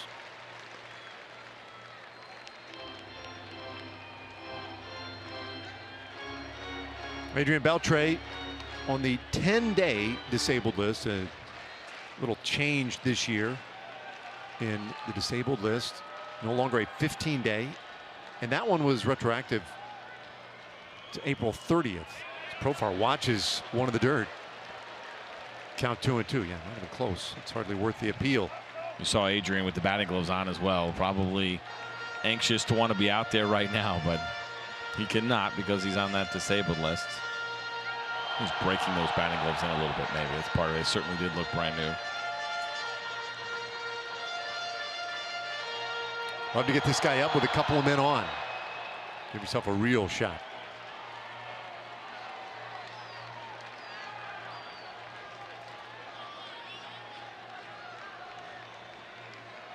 Profar battling with Cody Allen. 2-2. That ball hit well, but foul. Interesting to see Cody Allen with a runner on third and 1 out, throwing from the stretch. Excuse me, from the windup. Not a big fan of that for relievers. You always have to make your biggest pitches out of the stretch anyway. He's obviously more comfortable throwing out of the windup. But if this is a 1-run game, what you're allowing the runner at third base to do in the case here of Elvis Andrews is to get a really big jump. And so there's a better chance of him scoring on a ball in the dirt or a wild pitch. Full count on Profar. I just feel like you're just asking for trouble. Elvis Andrews is not going to steal home. But once that left foot goes back, He cannot do anything but pitch and throw the ball home. This really becomes a very big pitch tonight. Try and get a couple of men on ahead of Carlos Gomez. Profar battling. Has worked his way back into it. 3-2. Chased it in the second out of the inning. Now, the reason you wanted him on so badly, Carlos Gomez coming up, this is the kind of thing he can do going back to the third inning tonight. Can he ever? The pitch shot out over the plate a little bit, and he was all over as he hits it way into that second section. Not even close. A no doubter off the bat of Carlos Gomez. Up there now with Andrews at third base, 2 gone in the 9th. And Allen gets him to chase strike 1. And you really think about the at-bats, too, that the Rangers have had this inning. Both Joey Gallo and Jurickson Profar, 3-2 counts. Both guys end up chasing fastballs up out of the zone. I mean, very easily, the Rangers could be looking at 3 base runners and nobody out right now with Gomez coming up. Good breaking ball on the count 0-2. Rangers suddenly down to their final strike. Game they led at one point 5-1. Corey Kluber got himself right though, locked down, and now the 0-2. And Gomez strikes out swinging to win the ball game. Cody Allen strikes out the side in the 9th. And the Rangers fall short tonight, 8-5 in the opener. Tough break here for the Texas Rangers, a game that started out so well for them. They took that early lead, came out with some huge hits offensively. Yu Darvish throwing the ball pretty well outside of those walks, but ultimately the Rangers did what they wanted to do, and that was hand the ball over to the bullpen. But the bullpen tonight, unfortunately, not able to come through. First, it was Matt Bush that allowed that home run to Edwin Encarnacion, and then Sam Dyson with the rough 9th inning in which he allowed 3 runs. Well, bounce back tomorrow. That's the idea. Our final score tonight, 8-5 Indians. For CJ Nikowski, Emily Jones, and our entire crew, I'm Dave Raymond. This has been a presentation of Fox Sports Southwest and the Texas Rangers. Join us again tomorrow night, Game 2 against these very same Indians. Our coverage begins at 6:30 with Rangers Live. Coming up next, Rangers Live post-game presented by Frontier Communications. Once again, our final score tonight, the Cleveland Indians 8, your Texas Rangers 5.